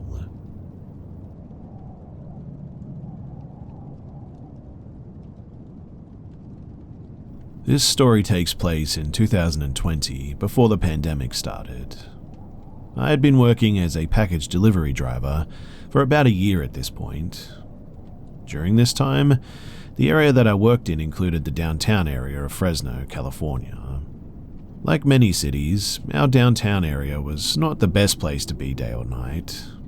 Growing up near the area, I was no stranger to the rough environment that I was working in. After dealing with shootings, the homeless, drug addicts, and drug dealers, it was easy to say that it would take a lot to freak me out. I have had some other strange events happen to me in my life, some things I can't even really explain, but none of that was enough to prepare me for what happened on this day. So I had made good time on my route that day, as I had begun to grow accustomed to the monotonous area. The thing with package delivery too is that after a few weeks, you realize that it's always the same place that receives packages. Today was a little different though. I had been given a package for a church on a busy street that I had never been to before. Even though I had never been to this church before, I knew exactly where it was. I was also aware that it was near the railroad tracks and a pretty large homeless camp. This is an important detail too, as it will explain some of my thought processes and actions at the church. I made my way there around 2 p.m, knowing that once I was done with this stop, I would have to shoot back across town to do my pickups, then head home for the day. So, as I arrived, I grabbed the package, locked up my truck, and made my way to the entrance of the church. Now, something to note here is that I am not a very religious person at all. Was pretty much force-fed religion my whole life, and going to churches is not something that I'm really that fond of. I usually feel uncomfortable at any church, so the feeling of not wanting to go inside was not uncommon to me, but I had a job to do. Standing in front of this church, I noticed that the huge double doors were wide open, which to me meant that someone should be nearby and I could get this over and done with. Normally, though, I would have found this a bit strange, as it is a rough area after all, but it is a church too. Maybe they left the doors open to allow people who needed help to come in. I don't know. In any case, I made my way inside and was greeted by a giant mirror from floor to ceiling and 2 more doors on each side of it. Looking around this small entrance area, I was expecting to run into someone fairly quickly. However, the place seemed, well, deserted. I decided the best thing to do at this point was to call out and let whoever was there know that I was inside the building. Typically, I did this to avoid startling someone, especially down here. And as I waited a minute or two with no response, I figured that maybe whoever was here just couldn't hear me from where they were. Spending more than a couple of minutes at any stop could cause a ripple effect for the rest of the day, so I decided that I would walk around looking for, well, anyone. I decided that I should start with the doors that were right in front of me, figuring that this was the main part of the church and a good place to start. As I attempted to open the doors on both sides of the giant mirror, I found them to be both locked. I looked through the small glass windows and just saw rows and rows of chairs and a main stage area. Deciding to head left toward a small entryway, I realized that the 2 doors in there were the bathrooms. I knocked on both doors, hoping to hear some response, but was met with silence. As I returned to the main area, straight ahead of me was a dark hallway that I could barely make out that made a left turn at the end of it. At this point, being the only way to go, I decided that maybe the office was that way and it was the only place left that I hadn't checked. I made my way down the hallway, still calling out, hoping for any sign of anyone in the building. But as I approached the left turn of the hallway, the darkness seemed to swallow any and all light that attempted to make its way down that hallway. It was now, too, that I began to feel a sense of danger and a small tingling feeling that you get when you can sense something just isn't right, but ultimately chalked it up to just the darkness being a little bit creepy. At this point, I decided that it may be best to pull out my phone and use it as a flashlight since I couldn't see one foot in front of the other. Drivers aren't allowed to carry any type of weapons, but at least I had my phone out. As I turned my flashlight on and held it out, I noticed multiple doors all closed. I should have realized that this wasn't a good idea, but the work ethic in me said keep going and we get to drop this off and get out of here. As I continued forward, still announcing my presence, I reached the end of the hallway and noticed a door on the right with just the smallest amount of light under the door and a sign on the door saying courtyard. Figuring that this is why no one had responded to me, I went through that door. Upon entering the courtyard, I was greeted by the brightness of the sun and a bunch of dried up flowers. As my eyes readjusted to the sunlight, I noticed that this courtyard was enclosed by a fence, so the only way in or out was the door that I came from, and another door that was staring right at me straight across from me. To my disappointment, I was the only one standing out here. Figuring that since there is another building, surely whoever was here had to be in this other building. Not knowing what to expect in this other building, I approached the door and began to knock on it. Again, though, I was met with no response and decided to open the door. When I opened the door, the darkness that was waiting for me, ready to embrace me again like an old friend, was there again. Hesitating to enter, I called out a few more times to make my presence known, but silence again. Returning to the darkness, I immediately retrieved my cell phone, luckily with the flashlight still on. The hallway was a sort of T-shape, meaning straight ahead of me was a fire exit, with an indication of the faintest red light above the door and another hallway on the left. With my light, even more dim than it was in the other building, I made my way, still calling out. Reaching the left turn on the hallway, I could make out, door after door, that they were all closed from as far as I could see. Knowing that I was reaching my own limit of being in this place, I decided to call out one more time. Expecting more silence, I stood there in the silence, waiting and listening. As a few seconds passed, I had decided that I'd had enough of this place now, when a loud clatter could be heard somewhere in the building. Instantly, my body tensed up as I remained still holding my flashlight down the hallway, the fear that I had been ignoring now reaching an all-time high. Within a few more seconds, I heard something slam seemingly even closer to me than the clatter had been. I even thought in my head, yelling to leave now, but my body was frozen in fear. Another slam even closer than the last brought me back to reality, though.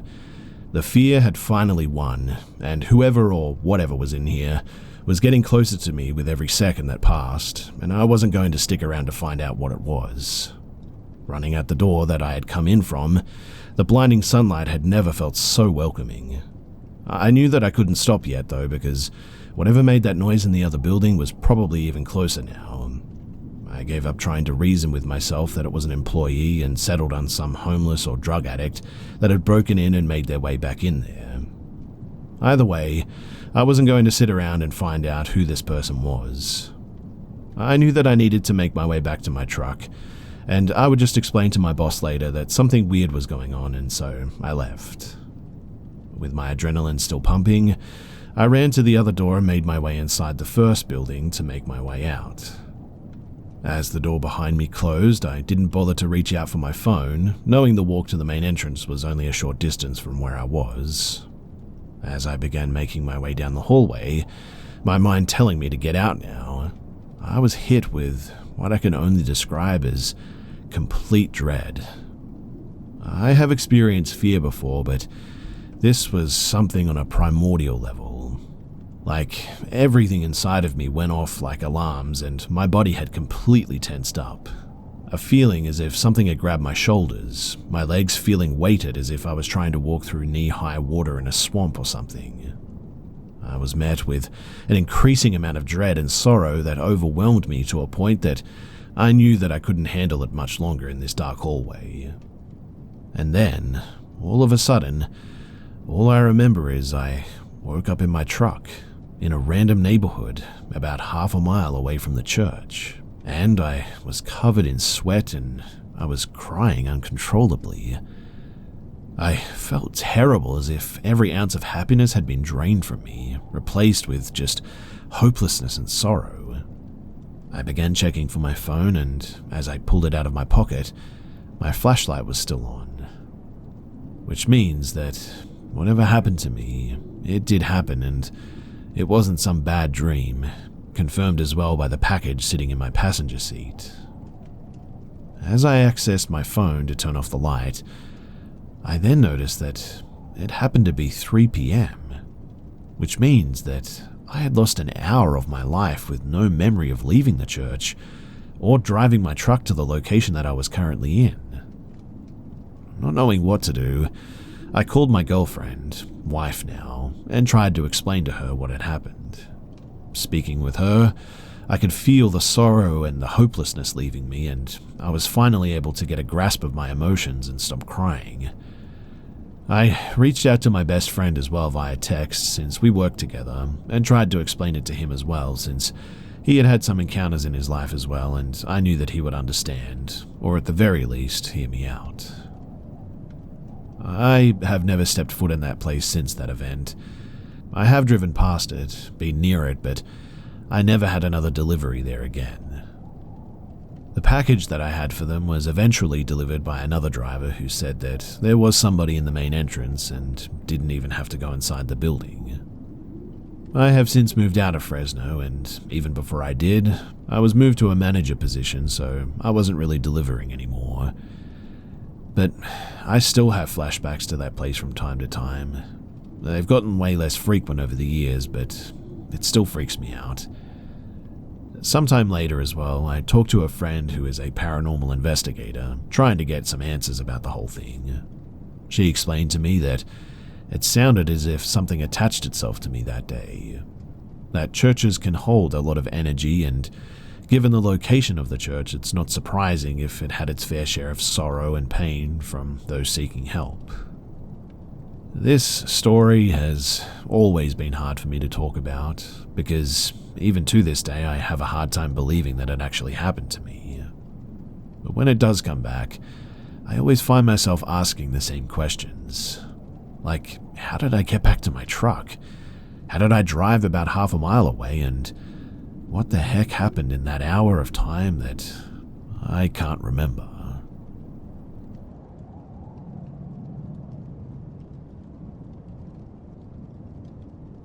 So, I'm into LARPing, and for those who don't know what that is, we basically spend the weekend in the woods dressed as medieval fantasy characters and interact with each other.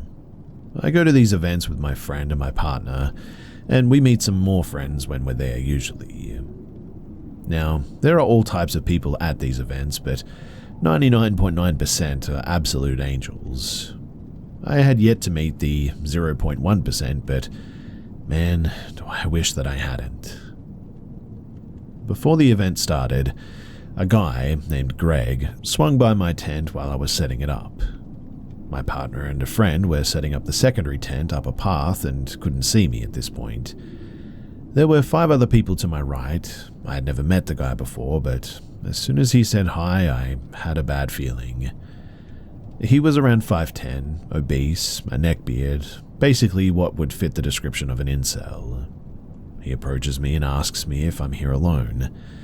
I say no, that I'm here with some people, but don't mention my partner or friend directly. He asks if I'm a gamer, to which I say yes, and from then on, he starts rambling on Ark Survival, which is a game that I personally have like 3,000 plus hours on. He tells me blatantly wrong info though, misnames the dinos, tells me stuff that are impossible to do in the game, even with mods, etc. And every time that I correct him, I can see that he looks to be getting even more annoyed. I end the conversation saying that I have to go back to setting up the tent, and he leaves. Fast forward to around 10 to 11 p.m. The event has started, which means that any mention of the real world, such as cars, TV, pop culture, etc., is forbidden by a rule called decorum. We're playing a campfire game with my friends and my partner, and the guy comes by to sit with us. He sits next to me. I move over. He scoots closer, I move over, and he scoots again. Eventually, I get up and sit next to my friend, and as we play this game, he keeps referring to the real world and to the video game, so we tell him either to leave or to make an effort and speak properly, and he chooses to leave. Now, the next day I go up a trail for fake hunting or gathering resources. As I come back down towards the village, in the middle of the woods with no camps that I can hide in, he's there waiting for me on the trail.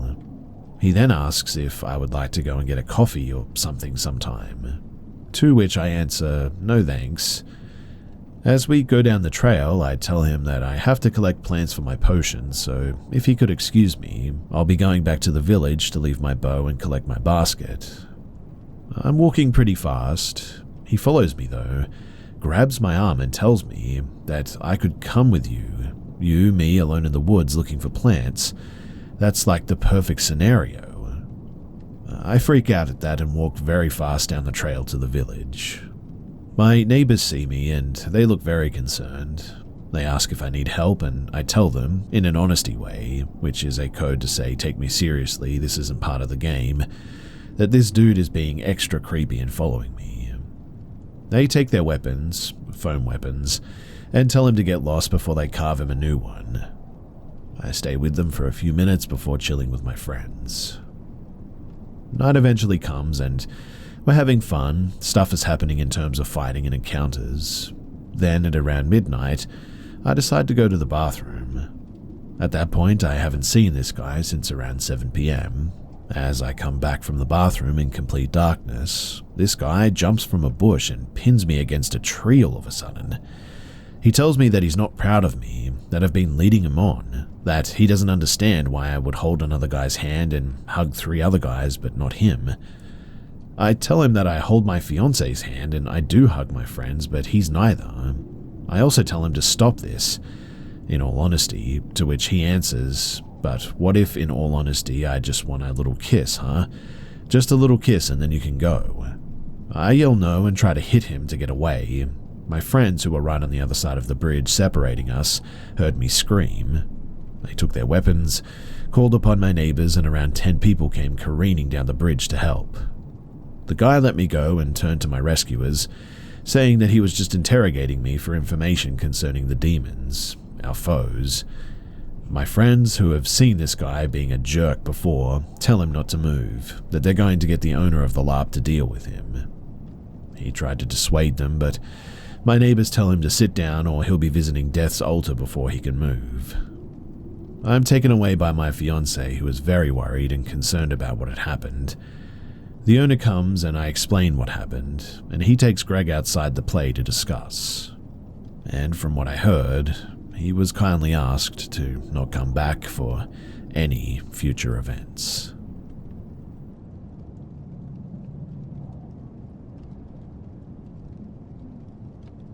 This happened to me a few weeks ago, but it still sticks with me, and it always makes me double-check all the locks now.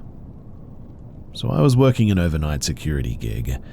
I've been a guard for 15 years, and other than getting into brawls at nightclubs, happens more often than you think, I've had a pretty easy career, minus some contractor stuff that I did in Central America.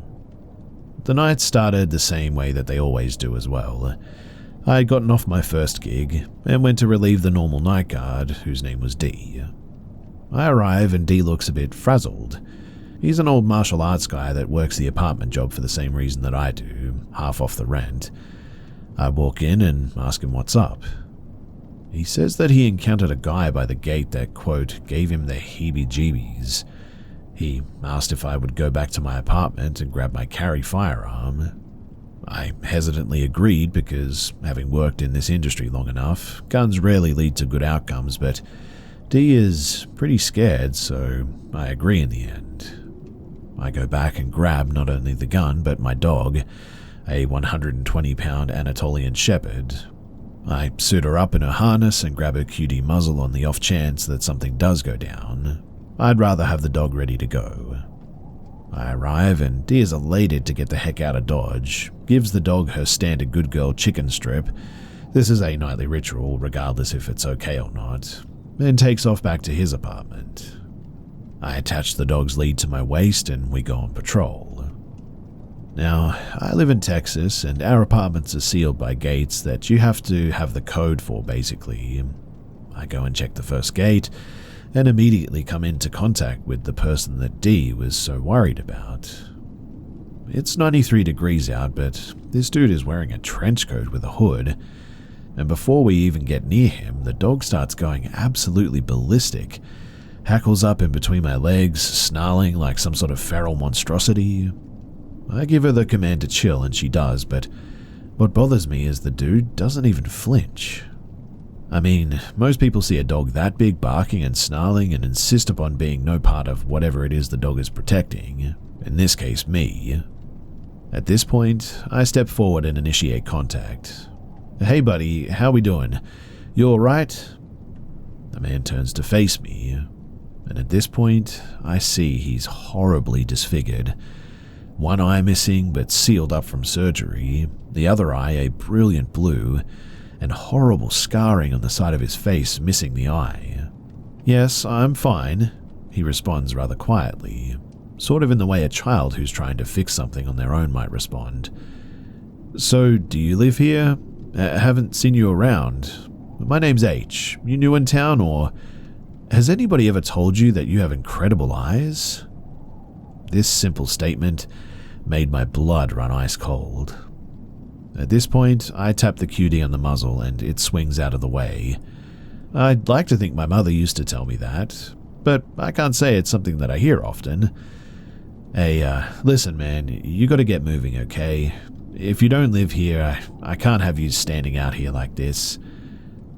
At this point, he sort of goes rigid and reaches in his pocket. I don't give him a chance to do much more as I draw my weapon at this point. "Hey man, look, you gotta leave and I'm not telling you again. I don't know where the heck you're from, but I know it ain't from around here, so last chance, get out of here." He sort of slowly removes his hand from his pocket, and he's holding this little 35mm disposable. He lifts it, snaps a photo, and then says, "Have a good evening, your eyes are beautiful." And then off he goes. About 5 minutes later, I'm still shaking when the cops arrive. Turns out that one of the apartments close to the gate heard the dog going nuts, and they heard me raise my voice to our oddball friend, and they called. They tell me that they'll up the patrols and that they hadn't got any other calls about the dude, but that they would keep an eye out for him.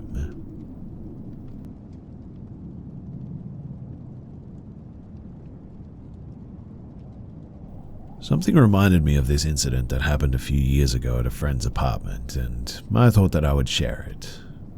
So back before COVID, around 2019 or so, I went to a party that my friend, 19 and female, was throwing at her place. No occasion or anything, we were just looking for a reason to get drunk, really. Anyways, I showed up and it was a small group, maybe 5 other people, mostly guys. We're all having a good time. A few hours go by, and as we're chatting in the living room, I hear a knock on the balcony fence. For context, they were on the ground floor level, and their apartment was on the far corner of the property downtown in our city. We ignore it and continue on. Another knock follows soon after, and when we go to the balcony, we can't see anyone over the fence. We're all a bit confused, and we've turned the music down by this point, and another knock comes. Only this time, on one of the windows, and then again on the windows beside that one. It's getting closer to the front door until finally this person is knocking on the front door. When the peephole is checked, however, you can't actually see them, which means that they're either ducking down or hiding. So all of the guys tell us to get behind them and they're going to confront whoever is doing this. They grabbed whatever kitchen knives they could. I think someone had a broomstick too, which was a bit comical, but they busted out the front door. Me and the other girls followed behind, and to our horror, we see a single, very tall, skinny man crouched underneath the staircase with his right hand stuffed into his jacket pocket. His eyes looked yellow and bloodshot, and he immediately started to take off. The guys caught up and started questioning him, and he makes up some story about looking to get a haircut. They tell him to get out of here, and eventually he does. In all of that commotion, too, I noticed that he had left behind an envelope that was covered in glitter. It was empty, but sealed and covered in blue and purple glitter, and my friend's car had the same blue and purple glitter sitting on the hood. We think that he must have assumed that she lived there alone, and was going to bait her to open the door so that he could force his way inside. She lived at the apartment with her boyfriend actually, but he didn't have a job, so he never left. To any onlookers, you'd only see her leave every day. And thank goodness she moved apartments not soon after that, and nowadays she's doing much better. But yeah, I really don't know what would have happened had there not been all of us there that night. I really hope that I never see that dude again, because the way that he was sitting there crouched up like that, it still haunts me. It wasn't in a passive sitting position or anything. Honestly, it was like he was ready to spring into action.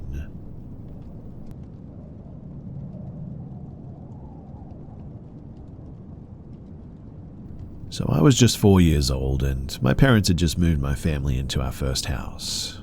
They decided to have a big family sleepover in the living room with my cousins, aunts, and uncles, and I remember that night that we watched Harry and the Hendersons, which was quite scary for me as a 4-year-old. And after the movie, we all went to bed. I remember this night really clearly too. It's possibly one of my earliest memories, in fact. But a cartoon girl woke me up. Her blonde hair and pink dress is still vivid in my mind to this day. She was holding a paint bucket and a ridiculously large paintbrush. She asked me to come outside with her because she wanted to paint some things. So I followed her out the front door. No one in my family woke up or noticed, by the way. The girl led me out to my father's truck parked on the side of the house. For context, I was a very small child and my dad's truck was tall and lifted. But there's no possible way that I could get in on my own, or even reach the door handle to open it. I always needed to be picked up to get into it, and I also rarely ever rode in it. So technically, I wouldn't have been familiar with how to get in it myself. And well, anyway, she opened the truck door and then set her paint bucket on the ground for me to stand on to get into the truck. Also, yes, my dad didn't have his truck locked, but we kind of lived in a neighborhood out in the middle of a bunch of farmland. My dad seems to think that nothing can happen out there, so he doesn't care to lock his truck or pretty much anything. Anyway, I don't know exactly what happened after I got on the truck, but I remember being locked in there and watching the cartoon girl walk away. Once I was alone, I was absolutely petrified. I felt like I was being watched, and I remember being horrified about that Bigfoot Harry from the movie coming out to get me. So I did what any 4-year-old would do, and I freaked the heck out. Luckily, my dad was working in the garage that night after everyone had gone to bed, and I guess I was screaming and crying loud enough that he had heard me from inside the garage. He ran inside the house and saw the front door wide open, still everyone asleep. So he then ran outside because, well, it sounds like I was being kidnapped, but he found me inside of the truck. It's still a huge mystery in my family to this day on how exactly I was able to get into that truck. My dad checked everywhere too, and there was just nothing that I would have been able to climb on to get inside, let alone even open the door. And it's been unexplained all these years. Ever since then, I have had countless paranormal encounters, and they seem to follow me around. But hey, it's kind of a cool story to tell when I want to spook anyone, so I hope you enjoyed it.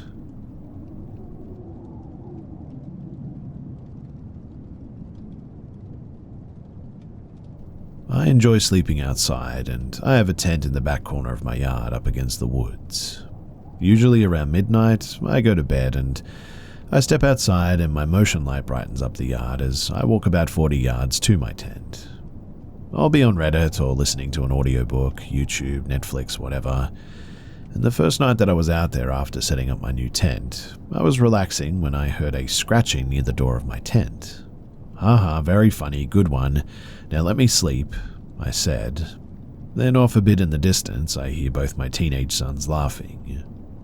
The next night, I hear coyotes very close. They frequent the high-tension lines just up the hill, and I hear them often, but this time it sounded like it was happening in my backyard, so I sat up, shut off my audiobook, and hit the record on my phone.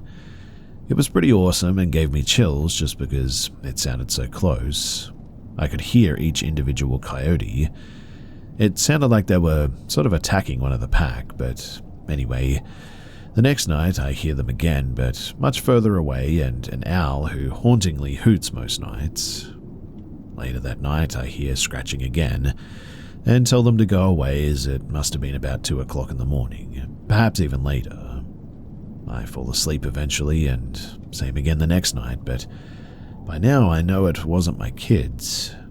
I told them to stop the first time, and me having terminal cancer now, they do what I tell them. Some nights going to my tent as well, I see rabbits in my yard eating grass. Nocturnal rabbits? I don't know, but we have raccoons, opossums, squirrels, flying squirrels, fisher cats, and many others. I figured that something was brushing against my tent every night while grazing or whatever, but one night it was so loud and sounded so deliberate that I sat up and turned on my electric lantern and looked towards the noise, and see my shoes bouncing up and down on the tent floor. I thought to myself, oh my goodness, it's mice this whole time, or a snake, something that was comfortable beneath my tent. But last night was different. You see, I hear scratching again, this time on the opposite side where there is no door, where I'm up against the woods. It was definitely not an animal too, as it was up much higher and repeated a pattern-like scratching, like a record so to speak. I say out loud, leave me alone, as I slap the side of the tent with the back of my hand. I could either hear or feel footsteps on the wet grass because it moved away and brushed up against my head and arm and stopped there. I had this pressure against me and I didn't move because I was terrified. After about 15 seconds, I felt it slowly move away and stop probably a foot or two away from my tent.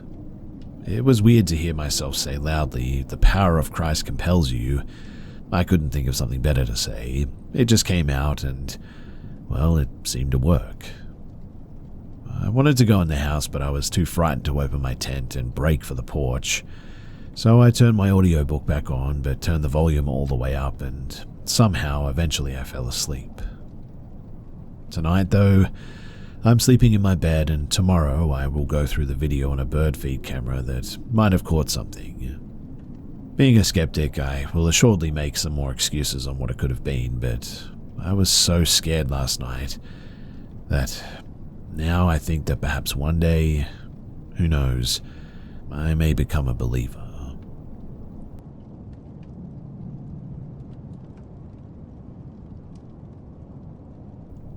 I was just listening to other stories here, and I got a flashback to something abundantly strange that happened to me as a kid. I figured that I should share it here, otherwise, well, I'll probably forget it for like another 20 years again. So my parents took me and my brother camping. I guess the place is still there, Nelson's family campground along Hales Brook in East Hampton. My brother and I used to slip quarters in the arcade machines that they had in this log cabin-y sort of main office thing, and we loved it. The trip itself was, well, pretty uneventful really. Mum and Dad were nagging at each other and lightly fighting. Dad took us fishing at one point. We didn't catch anything and he was kind of being a bit of a jerk. My brother and I were in Scouts, so we were pretty familiar with the outdoors. We went fishing and camping all the time with our uncle, who took us on more backwoods kind of trips. So we thought that this would be a breeze for us. It's like 4 a.m. one of the nights that I've got to pee. I've pretty much seen it all, and the campground is safe, and all I've got to worry about is skunks and possums. I put on a jacket and crawl out of my tent and walk over to the bushes.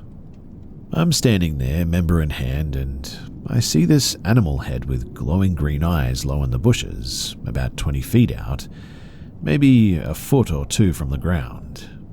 I assume it's a possum, so I start to pee. And then I remember thinking, wow, that possum actually really looks like an alien, but as if it was a giant bug. My eyes adjust and I expect a possum face to appear, but no, an alien, but sort of looked like a praying mantis. It kind of sinks in how strange it is. The eyes are glowing green like that and not yellow, like a bioluminescent sort of thing and not a reflection.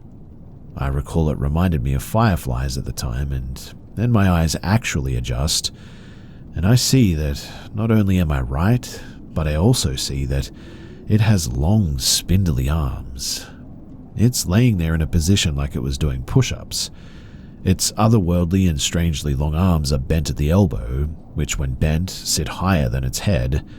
It sort of looked like a long letter M, I guess. I kind of digest all of this, as it were.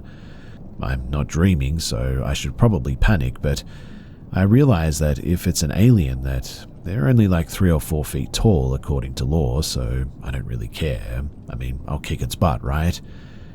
But then it stands up. Well, the head elevates, the arms straighten, and maybe it's just a human after all and some gangly creep. But the head keeps elevating. It would have had to have been 9 or 10 feet tall by the time that it was done standing up. I was just frozen there trying to tell myself how not real this was or the millions of things that it could be. Then I realize, no, what I'm seeing is what I'm getting. I'm looking at exactly what I think I'm looking at. I'm like 20 feet from this 10-foot tall mantis alien with glowing green eyes, and it's just me and him. Finally, I scream like my life depended on it, because it probably did. And then just everything kind of gets, well, hazy. I remember making it to the tent and hiding in my sleeping bag, and my brother reacting frantically. My parents are upset that I woke up the whole campground, and I tell them what happened. They walk over to where it was and see that it would have for sure been a few feet taller than adults, and I feel like I'm about to be sick. Meanwhile, I'm expecting a long, gangly arm to dart out of the brush and snag one of them. Thankfully, that never happened, but still, I was absolutely freaking out. I want to believe that it was a dream or a night terror, but my brother harassed me about it for a good 10 years before, well, unfortunately, he died. I guess the most unsettling part of it all was just how confident this thing was, like I was just inconsequential to it, and it was observing me with what I would describe as disdain. I was just this gross nothing to it, like it could eat me, but thank you, no thank you sort of thing. I don't know why I felt that way, but I distinctly remember that, and the whole event is not something that I think about that often, but like I said, my memory was jogged by another story, and so I thought that I would share this.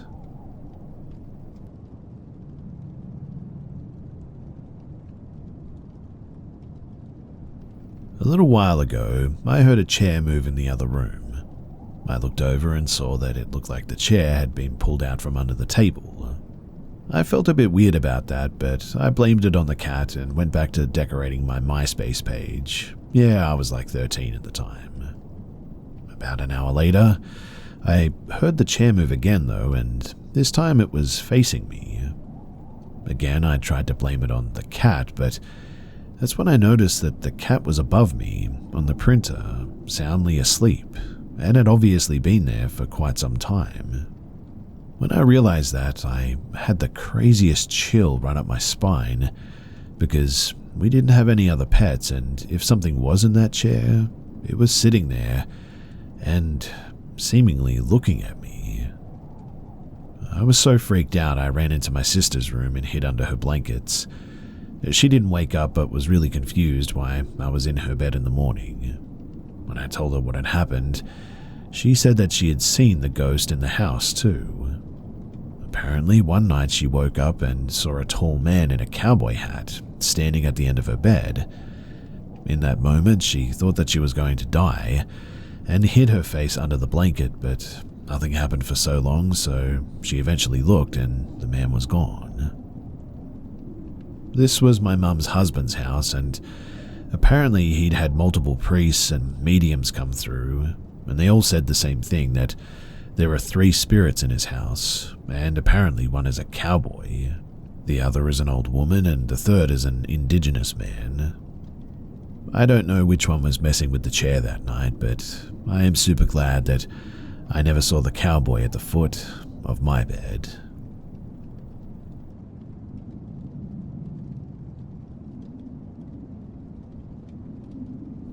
I'm 16 now, and I've been dealing with something terrifying for as long as I can remember. It all started when I was 5, and honestly, I still don't fully understand what's going on. I know that some people won't believe me, but I need to share this, get it off my chest, and maybe someone out there has gone through the same thing and will know what to do. So, it all began when my mum, who was a single parent at the time, met my stepdad. He was super nice, and eventually we moved into his house. My stepdad had a daughter who was 8 years older than me, and I shared a room with her, but she wasn't around much because she was already dating and out with friends a lot. The house was old, like built in the early 1900s, and I remember feeling a bit creeped out almost immediately.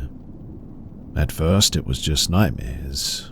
I was scared of the dark at the time, so I used to sleep in my stepsister's bed because it was closer to the hallway light. But every time that I slept in her bed, I had this awful nightmare where something chased me, trying to hurt me. I was only 5, so I didn't think much of it and just stopped sleeping in her bed. But then the nightmare started happening in my own bed too. It wasn't every night, but often enough to scare me. I couldn't really explain it to anyone because, honestly, who's going to believe a little kid saying that they're haunted?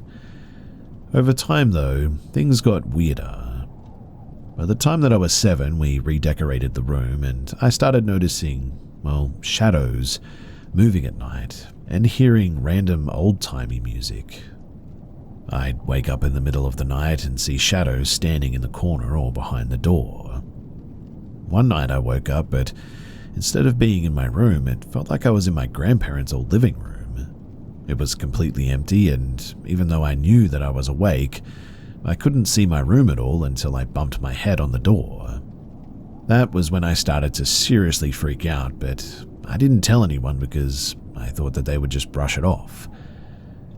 By the time that I was around 9, though, I became convinced that it was the spirit of the old woman who used to live in the house.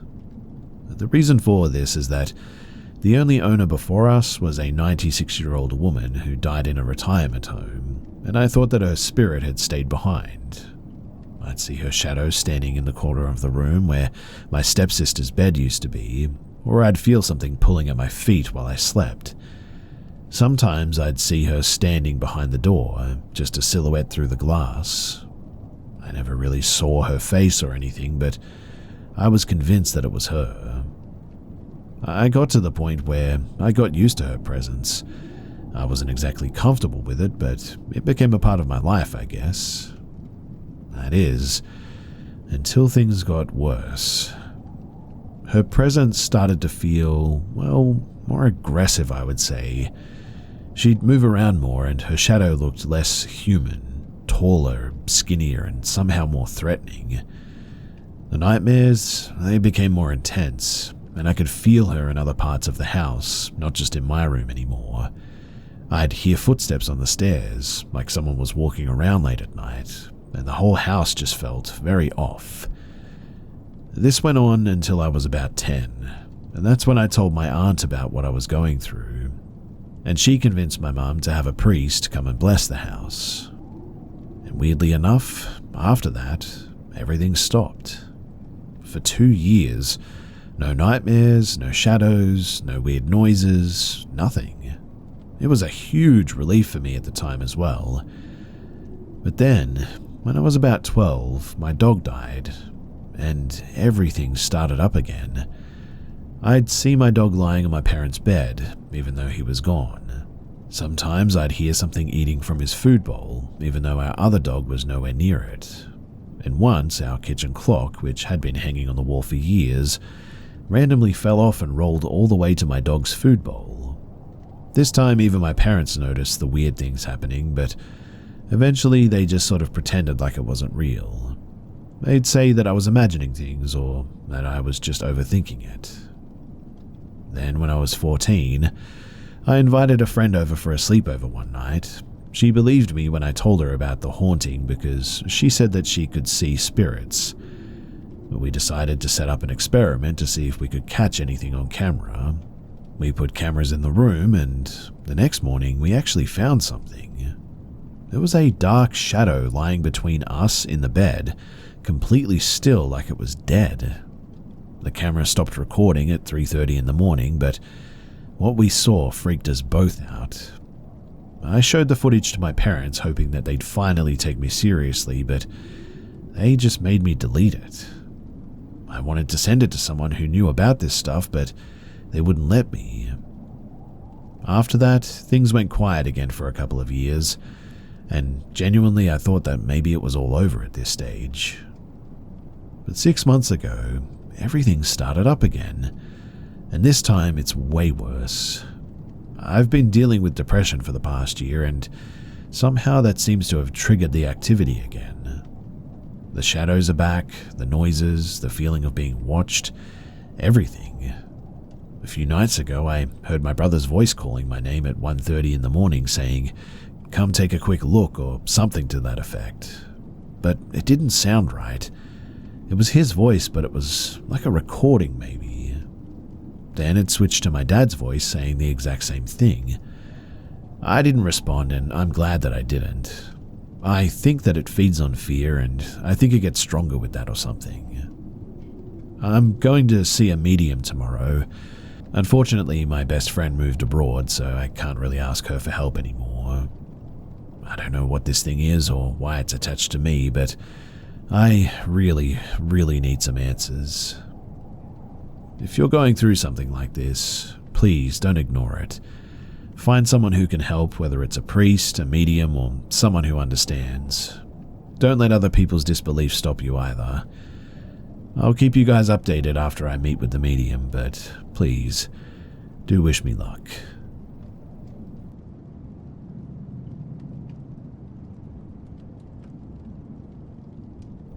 This story dates back to spring of 2016.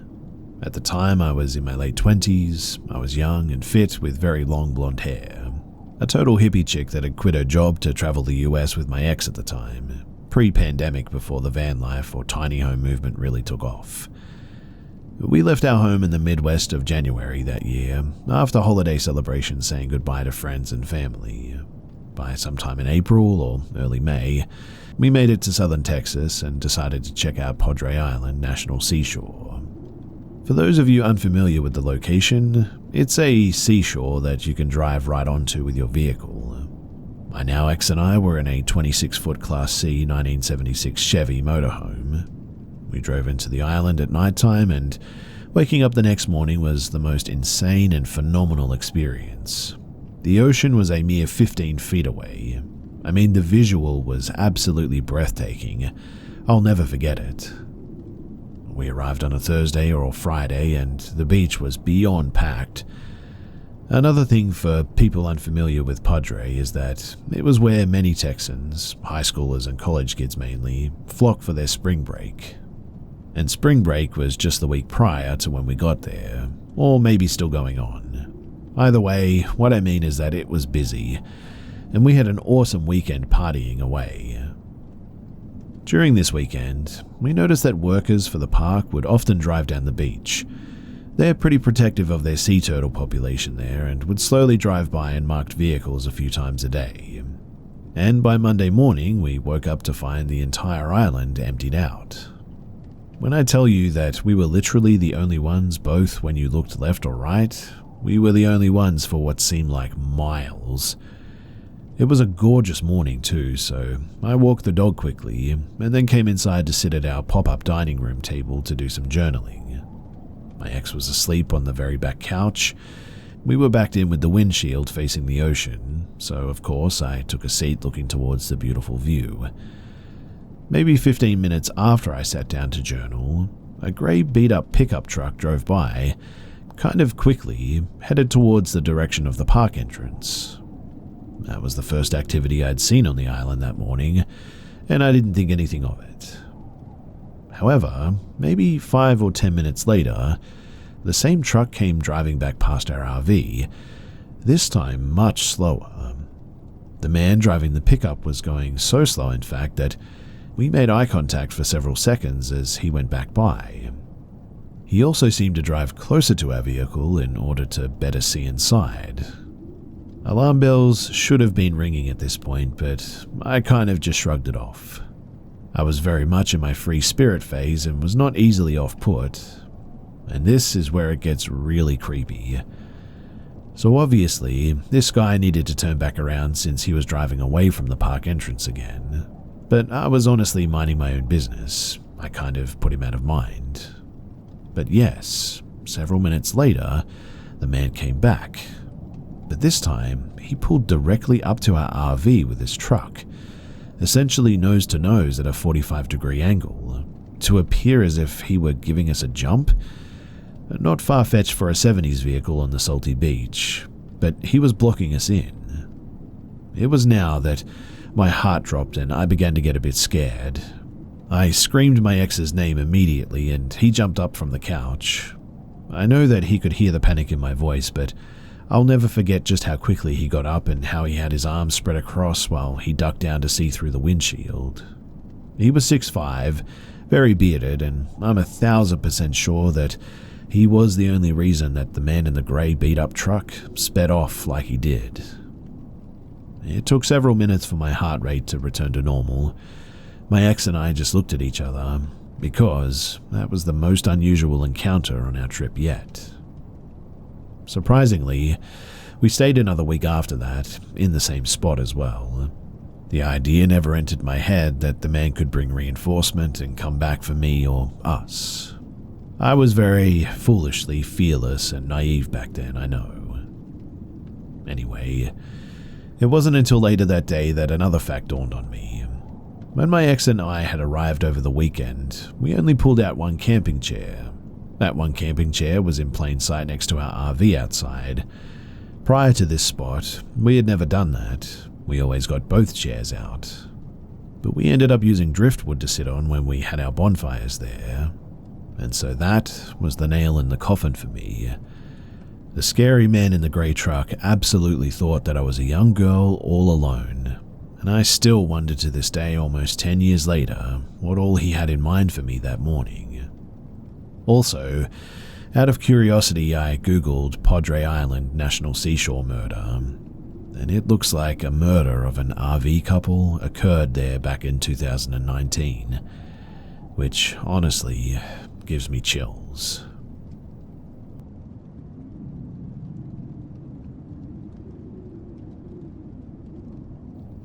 I would like to start by saying that I know that this story sounds crazy. I know it sounds made up. I could write a book off of the things experienced in this house. I didn't believe in ghosts until, well, I went through this experience, and even now I struggle to find my sanity when retelling it. My family and I all question our sanity while going through it, but I can assure you that this story is 100% true, and honestly I wish that I was making it up. I am not the only person who experienced things too. In the following story, I'll give you the perspectives and experiences of myself, 13 to 16 years old when it all happened, my mother, who was a widow, my younger sister, 1 to 3 when it happened. Her name is Polly, my now stepfather, Mark, my stepbrother, 13 to 16 years old when it happened, Nick, a religious family member, Tina, a woman who stayed with us for a few days, Katie, my sister's godmother, Jen, the ghost hunters, and our priest. Again, I know that this is going to sound pretty absurd, and so it's hard to know where to start, but I'll start before the haunting. So when I was about 12, my mum married a really great man named Ron. This was the classic tale of a blended family.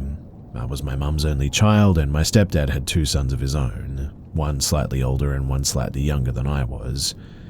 And shortly after getting married, they had my younger sister, Polly. Ron was super fun and the ideal stepdad.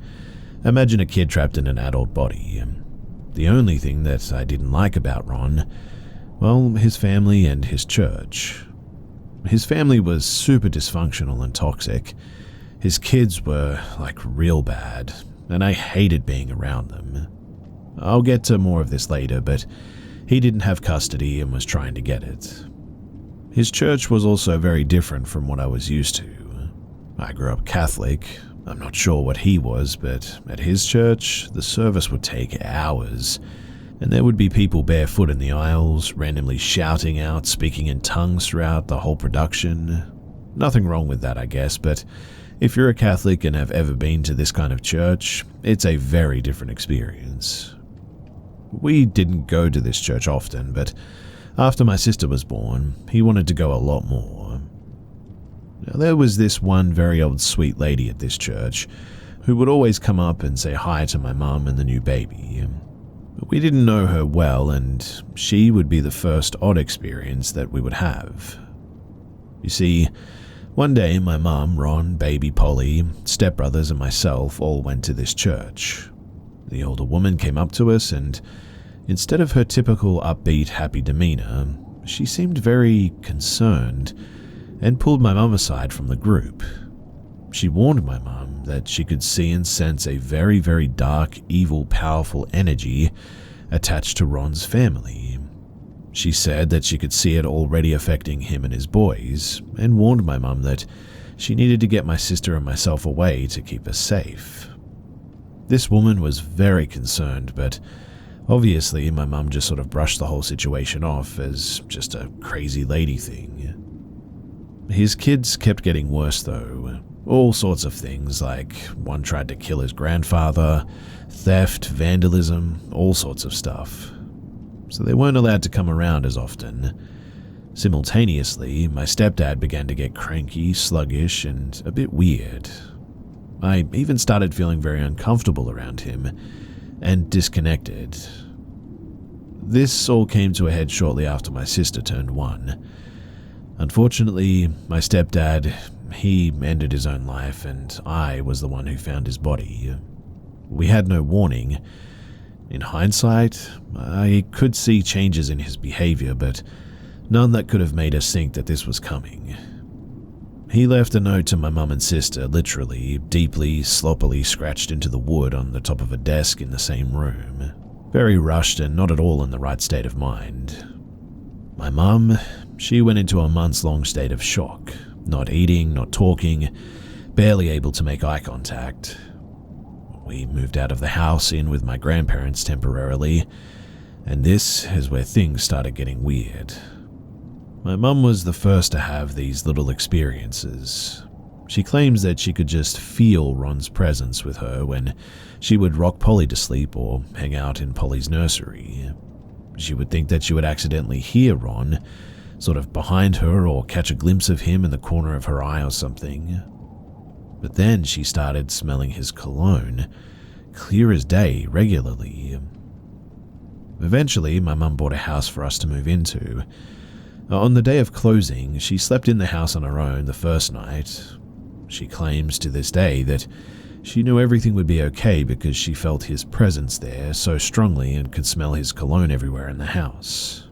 She spent the whole first night crying, but feeling reassured that she was going to give us a great life. And Ron's presence was apparently a great comfort to her. It really all started as these very minor, some could even say positive or comforting, experiences. That wasn't until the first majorly weird experience. So months after moving in, my mum was heading home with Polly from daycare. Polly does not remember Ron and at the time did not know that he had died. One day, as my mum and Polly are heading home, Polly, maybe 2 years old now, says to my mum that she doesn't want to go home.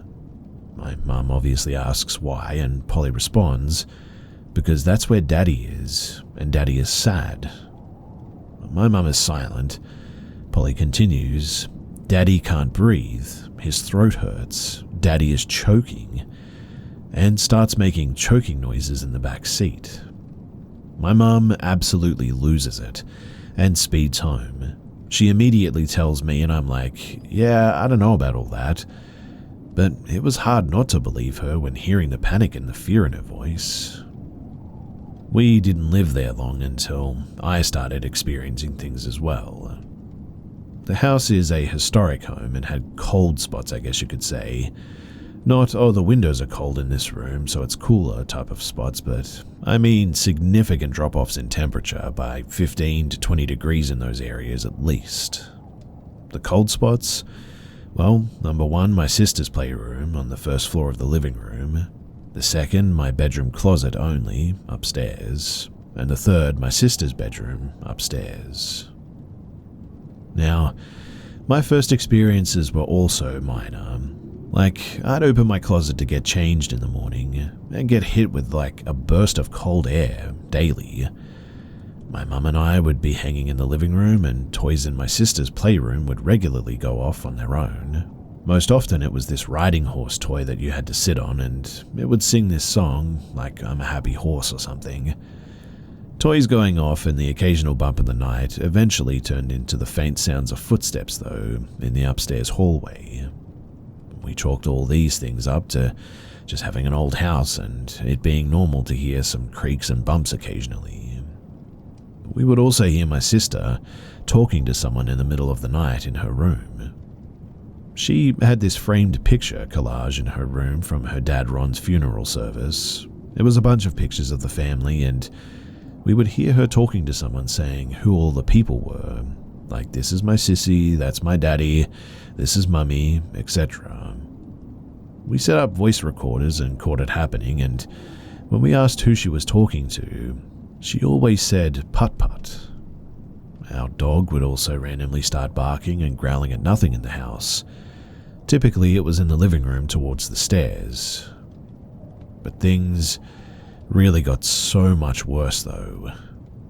My mum, she started dating Mark. Mark was my best friend's dad, and he lived down the street and worked midnights.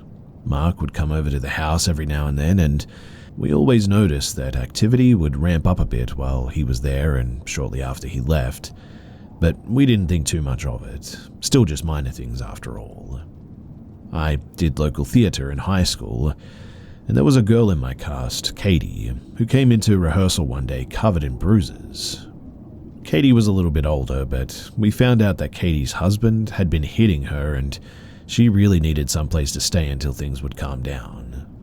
My mum is a DV survivor herself, so this tugged at her heartstrings, and she told Katie that she didn't have a choice. She was coming to stay with us temporarily. My mum was worried Katie's abusive husband would show up at the house, so she asked Mark to start staying over. Keep in mind, though, that Mark worked midnights, so during the day it was only him and Katie.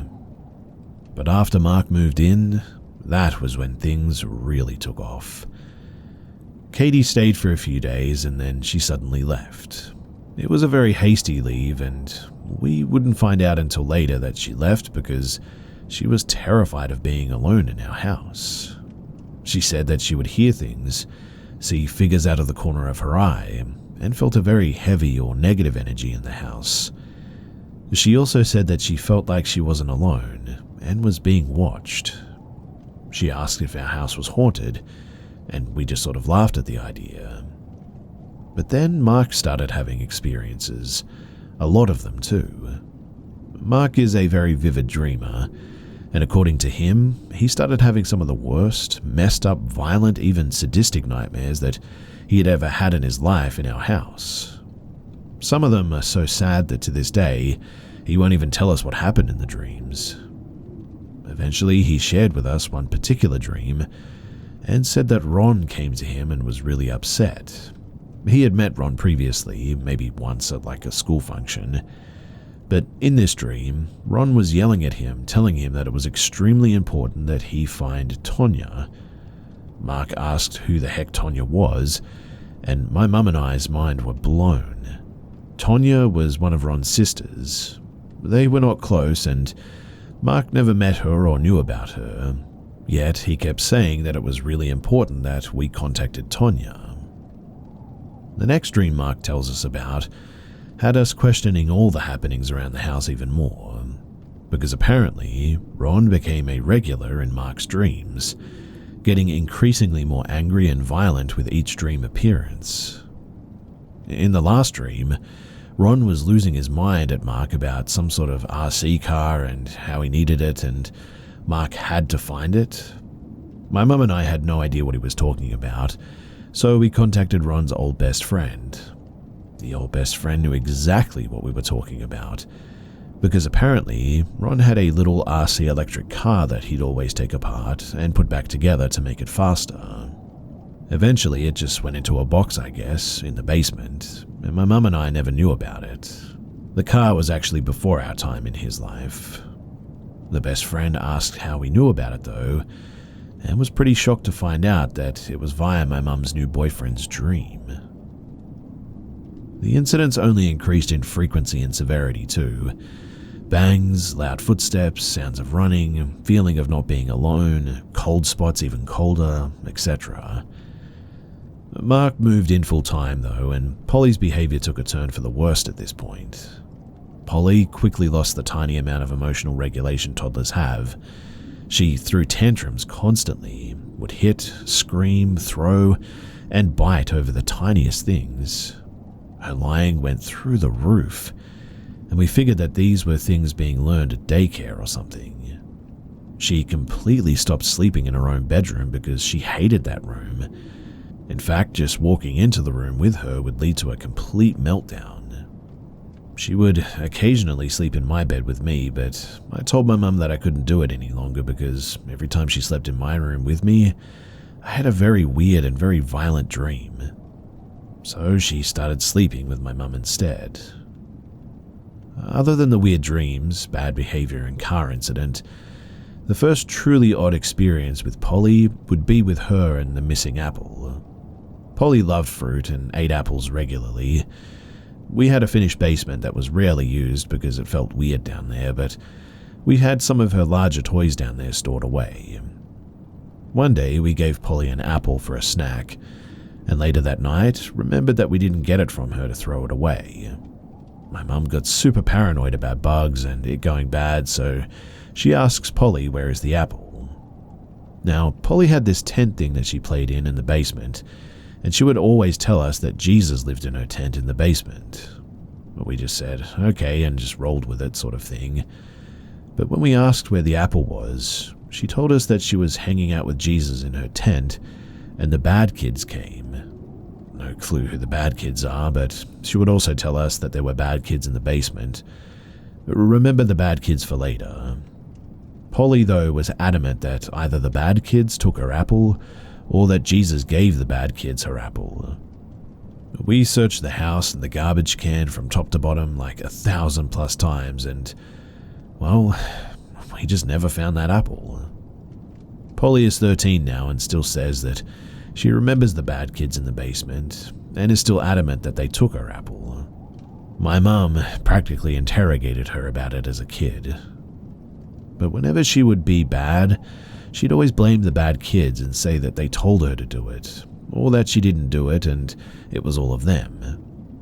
Her behavior, though, kept getting worse, until she eventually would get so upset about something that she would start screaming and biting herself until she even drew blood. This is obviously not normal for a toddler. Keep in mind this new habit too, because this only gets crazier.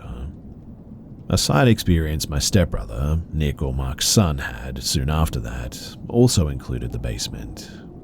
He didn't live with us, but he had a key and he would come and go. He was not fully aware of any of the things happening in the house at this time, but he was coming over to hang out, and we were still out running errands. He said that he would just wait for us inside, and he swears on his life that when he walked inside, he clearly heard my mum's voice calling for something from the basement, and heard what he described as kids. He went down to look for them, and then called me to ask where we were. I obviously said that we were still out and asked why, and he was adamant that he thought that he had heard us. Well, while down there apparently, he felt the need to go to the toilet, because what story would it be without my brother going to the bathroom? But anyway, he didn't want to make the main bathroom smell, so he used the basement bathroom since he was already down there anyway. And he claims that right after getting off of the phone with me and being mid-business, he heard a child laugh right behind him, and it absolutely terrified him. According to him, he has never jumped off of a toilet so quickly. Now, we had been living in this house for maybe a year at this point, and the experiences were only getting more frequent and, well, pretty much undeniable. The footsteps, the toys, the cold spots, the sounds, the dreadful feeling. Making excuses for the things happening around us was getting to be pretty difficult at this stage. Polly is being bad, nobody is getting any sleep. We were frustrated, exhausted, and drained mentally, emotionally, and physically. And I think that's when whatever we were dealing with, it took advantage of us the most. Polly started having night terrors regularly, very different from a nightmare, and also started sleepwalking too. You would find her standing in the doorway of her room, standing right above the stairs, standing somewhere in your room, or you'd wake up to her standing at the side of your bed, which always terrified me. But mostly we were afraid of her getting hurt. At the same time, the sounds of heavy footsteps upstairs became regular. And I remember one night my mum had put Polly to sleep up in her bed, and Mark, my mum and I were still sitting in the living room just watching a movie, when clear as day, we heard someone absolutely booking it down the upstairs hallway. We give each other that look, and my mum says, heck no, she's going to check that. We needed to make sure Polly wasn't sleepwalking though, so somehow they convinced me, the teenager, to go upstairs and check on my sister. And there she is, fast asleep on my mum's bed, certainly not sprinting through the hall. Another memorable experience, though, was soon after my sister's 3rd birthday party. Mark, my mum, and myself are just hanging out in the living room with Polly upstairs asleep, and we hear someone come barreling through the hallway and down the staircase. Stairs were on the left far side of the living room against the wall. At this point, the sound of footsteps has become such a normal occurrence that it doesn't even fully weird us out anymore. But this night was different. Polly had some helium balloons from her party in the doorway of her playroom, and as we're all sitting there, after hearing someone or something come down the stairs, I kid you not, we start seeing one singular helium balloon very slowly float from her playroom across the living room and up the stairs. I was absolutely astonished by this. None of us could believe what we had just seen. My mum went to get the balloon and found it halfway up the stairs on the landing. To this day, I still get goosebumps whenever I remember this moment. That was my first sighting, I guess you could say, but it certainly was not the last, and it wouldn't be long until we were seeing, well, figures. The first time I saw a figure was in the upstairs hallway. I never typically kept the lights off when moving around my house. You could turn the upstairs light on from the living room, and I hated the dark. My room was immediately at the top of the staircases, and my doorway was on the left-hand side. I was in a rush to grab something from my room, so I ran up the stairs with the light off, and that was when I saw him. Standing directly in front of me in the hallway was a man, probably 6'5", I would guess, but it was early evening but still dark, and I remember thinking my eyes were playing tricks on me at first. I stared at him for a few seconds and felt the fear welling up inside of me. When I snapped out of it, I went to flip a light on, and he was standing directly next to the hallway's light switch. I was not about to move any closer toward him, so I reached my arm inside of my bedroom and quickly flicked the light on. And by the time that I had done that, he was gone, of which I never saw him again. 2 other people have had definite sightings in that house, Mark and my mum, and they also had a weird sound experience together. Mark had 2 sightings, and the first one may be my favorite of all the sightings, in fact. Like I said before, I did local theatre in high school, so sometimes I would get home pretty late at night. Mark, my mum, and Polly are all in the master bedroom in bed when Mark says to my mum, I didn't know that they were home already. She must have just gotten in." My mum looks at him confused and says, "No, they just left for theatre. She'll be home in like 30 minutes. Mark is adamant, though, that I was already home because he swears up and down that he just saw me in the hallway outside the bedroom door, almost like I leaned over and just peeked my head and part of my body inside of the room. Mark is so convinced, in fact, that he saw me that they call me, and I confirm that I'm not at home, but I am on my way home. When I get home, Mark thinks that we're messing with him and that I've been home the whole time. He has me in their doorway reenacting what he saw, and then he goes, no, it definitely wasn't you. You're not tall enough. Whatever I saw, it took up the whole doorway." Now, I'm not sure why Mark seemed to think that I was that tall, but it's consistent with my sighting of a very tall man or thing or something. Which leads to his next sighting, which was not nearly as exciting, I guess. We had one of those old school attics where you would pull down the string thing and the ladder falls from the ceiling. You know the one, right? But then you climb up and You lift that wicked heavy door at the top to get in. Well, we kept holiday decorations in the attic up there, and Mark says that when he opened the attic, he saw a tall, dark figure bolt from his eyesight behind a stack of boxes. Upon seeing that, Mark just closed the attic door and he got the decorations down another time. Now, to my mum's sightings. She has always stuck to the same story as well, and it actually makes me believe her and also question what kind of mother that she was. Remember how I told you nobody was getting any sleep? Well, my mum was regularly waking up around the same time every night, and this turned into the tradition of her going downstairs for a glass of orange juice and going back up to bed and typically checking on us kids.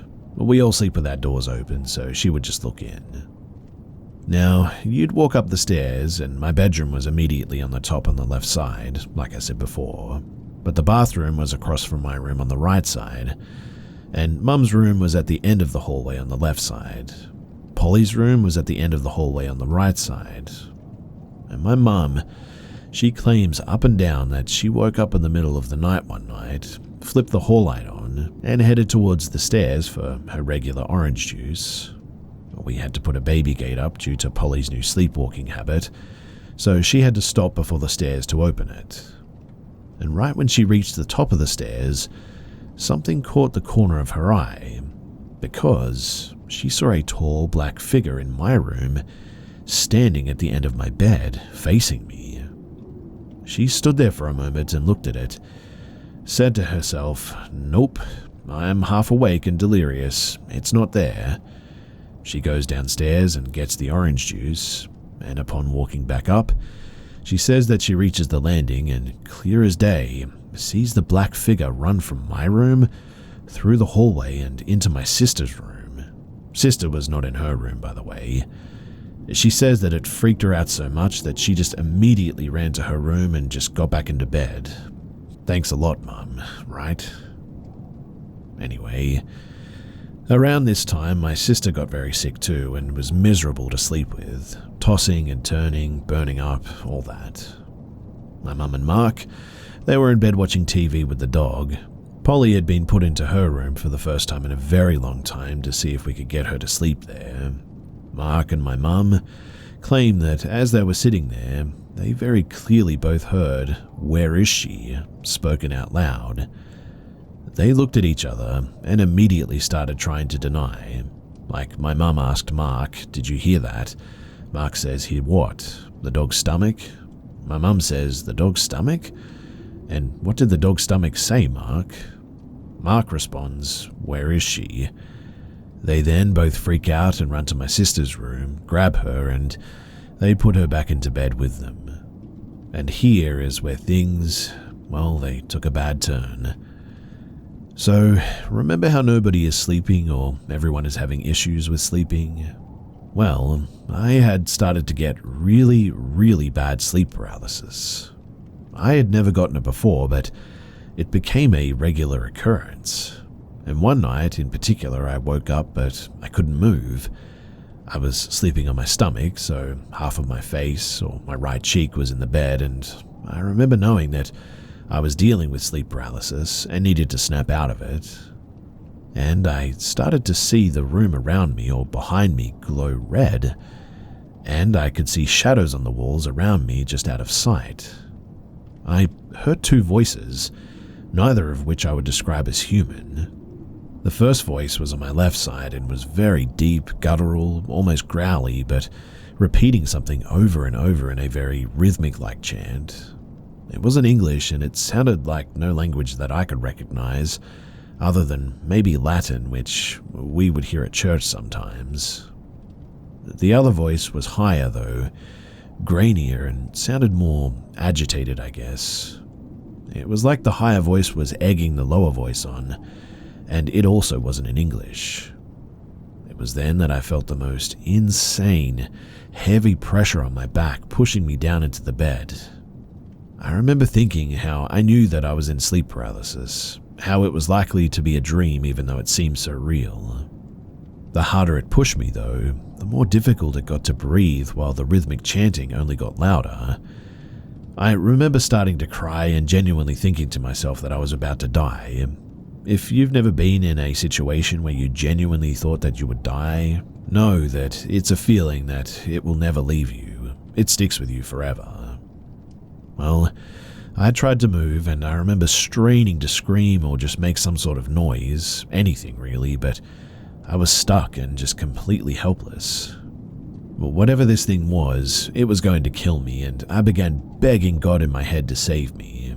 I'm not even religious, but here I was praying, when all at once, it just stopped. I remember feeling my heart pounding in my chest, and unlike other bouts of sleep paralysis that I had gotten, immediately after the chanting and the pressure had stopped, I could move. I never had to, wake up out of it, which was just so weird to me. The next morning, as I was getting ready for school, I was terrified and, well, eventually I broke down in tears telling my mum about what had happened as we got ready for the day. As I was changing my clothes that morning, she walked by my room and stops me, because I had scratches all over my back. Not deep ones and no bleeding, but red scratches all the way down my back. That same day, my mum gets a call from my little sister's godmother, Jen. Jen is a bit freaked out and says that she needed to call my mum to see if we were okay. My mum wants to know why she's asking, and Jen proceeds to tell her that the night before, she woke up in the middle of the night to a tall, dark figure standing at the end of her bed. She felt frozen and immediately felt a deep sense of dread. She started feeling overwhelming pressure on her chest, pushing her into the bed. All she could think about at the time was our family, and she yelled out for it to leave her alone, and it disappeared. She apparently needed to call us and see that we were okay and what was going on. Mind you, she had no idea about my own experiences that night, or about any of the other things that were happening in the house. This was too much of a coincidence for me to just dismiss, and we couldn't rationalize it or explain it away. If it was just my own experience, we maybe could have made some excuses, but how the heck did Jen know? And also, what did Jen also see? And so, it was at this point that we knew that things were getting serious and that we really needed some help. My mum had friends that considered themselves amateur ghost hunters, I guess you could say. And when they'd heard about the things going on in the house, they were down my mum's throat about coming in to investigate. They set up cameras and recorders and, well, just all sorts of gear. We all had to leave for a weekend while they looked through the house, but I was just a young teenager, so I was not allowed to see all the findings. But my mum and Mark were there to see them, and they showed the findings to my grandparents. My grandfather is a big military war vet, a sort of no-nonsense guy, and he said the recordings gave him chills, and he never liked coming to our house because it always felt odd there. The most active room, though, apparently was Polly's room. Polly's room was an icebox and was pretty active, I would say. Every cross from the house was placed in her room, and we even had a rosary blessed by the Pope in there. We were not super religious people, but going through an experience like this, well, I can confirm that it makes you do some crazy things, I guess you could say. In Polly's room, though, they had heard a woman's voice humming over the recording. They even caught something moving the recorder around, and clear as day heard a male voice say, "What is this?" while moving the recorder. They caught toys going off in the playroom, and caught the doorknob on my bedroom closet jiggling at one point. They also asked if they could come in and do some more research, but my mum said no to this because things ramped up a bit in the house after that, and also Polly's behavior really spiked. We knew then that we needed some other help, a different form of help, I guess. We first reached out to a woman in our family, Tina, who was very involved in her church. Tina came over for the first time and immediately stopped when she came through that door. She put her hand to her chest and said, "Oh my goodness, I'm so sorry, but I just got the most overwhelming sense of my mum being here when I walked in." Her mother, She had passed away a few years prior and was a huge part of our overall family. It didn't dawn on us until that moment too that my cousins and I had a running joke growing up that we all had an imaginary friend named Mrs. Tut Tut, who lived with her, and she was responsible for taking care of. Now, remember the putt-putt person that Polly was talking to in her room at night, and then we caught the older woman humming in the room? Well, anyway, Polly's behavior was still getting worse and it was starting to concern us. Tina asked when she came in if we would mind if she said a quick prayer over Polly. Polly was dead asleep on the couch, mind you. Tina walked over and sat on the couch next to her, put one hand over Polly and started saying a quick prayer. And I kid you not, Polly's eyes shot wide open. She immediately sat up on the couch and was thrashing around, kicking and crying and screaming that she wanted to go up to her room, take her to her room. As soon as Tina said amen and stopped praying, Polly crashed back down onto the couch and was out like a light again. It was as if she never even woke up, in fact. We all sort of just stood there, looking at each other with eyes full of fear. I mean, how could we rationalize that? 4 people just witnessed it too. We really feared for Polly at that stage. We went to our church and we spoke to our priest. He listened to our stories and gave us advice. He told us that based off of what we were saying, he felt the entity was evil and we should not try and make contact. He had to assure my mum that this was not wrong. We should avoid discussing it in the house at all costs too. No talk of the devil or watching scary movies. A crucifix blessed with holy water was to be placed in the most active rooms. They're still there to this day as well. And he said that he felt that it was probably demonic as they can masquerade themselves as somebody else in the beginning and they feed off of grief and stress and all that. He said that he could not do any sort of exorcism though, as the church had to go through an approval process for that. But he gave us holy water and agreed to bless our home. He also taught us how to bless the home ourselves for future reference. He, Tina, and my mum, they went to the house to bless it, and room by room they went through performing this blessing. When they finished, they all went outside to the driveway. The priest left and my mum lit a cigarette to smoke with Tina, and that is when they claimed that an all-black dog came slowly walking out from behind our garage toward them. They said that it was nasty looking, beat up, gross hair, just the ugliest dog that you would ever see in your life, and it came toward them with teeth bared, growling and snarling at them. My mum claims that she felt like it was evil and screamed at it to go away and leave them alone, and that it was not welcome there. It ran off, and after that she never saw the dog again. That night, my mum says that she had the most realistic dream of her life. She was wrestling with some sort of a dark figure and was fighting with all she had. She was screaming at it to leave her and her kids alone, and then she woke up from her sleep completely exhausted and covered in sweat as if she was actually fighting something. And, weirdly enough, that was, well, just about the end of it. Polly's behavior just significantly improved, like overnight. The noises and the sightings, they all stopped. Everything went back to normal for a really long time. The last thing that happened though was in 2017 when I was packing up for college to go back home for the summer. My room was all packed up and I had started to feel a bit weird being alone in my dorm room. I didn't have any roommates, but I just didn't feel, well, alone. I contacted my mum and they said that they had also started hearing some things in the house again. On my last day of college, I had to run up to my dorm room to change my clothes really quick, and when I entered the room, I felt a really sort of heavy and negative energy. I sat down in a chair in my room and immediately dazed out as if I was in the most intense daydream ever. The daydream was terrifying and was very violent, and it was regarding my little sister. I booked it out of that room immediately though, and called my mum and told her. They re-blessed the house and we haven't had any problems ever since then. Now, I know so many of you are going to probably say that this is all made up and it's fake, that maybe I've exaggerated things or something. If it was just my account of this experience, you know what, I might actually agree with you.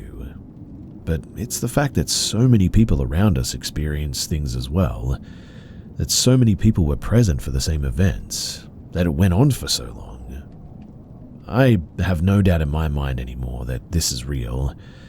I honestly think that doubting it was giving it power, in fact. But since we have accepted what we went through and decided that we won't fear this thing or give it power over us, well, we've been fine ever since then. For those of you who will ask about the posts and the recordings and all that, my mum has never let me see them, so I just have no access. I've only got first-hand accounts, and also these were taken in like 2015 or 2016. I don't have the videos or the photos or anything, and they're from quite a long while ago now, so I don't even know where they are or if my mum knows where they are too. But ultimately, I hope that you all found our haunted house to be some sort of escape and entertainment, I guess. None of us believed in ghosts or demons or hauntings or whatever you want to call them, until we lived here. My mum claims that I too had weird experiences and sightings as a kid, and a few that I remember, but nothing ever like these.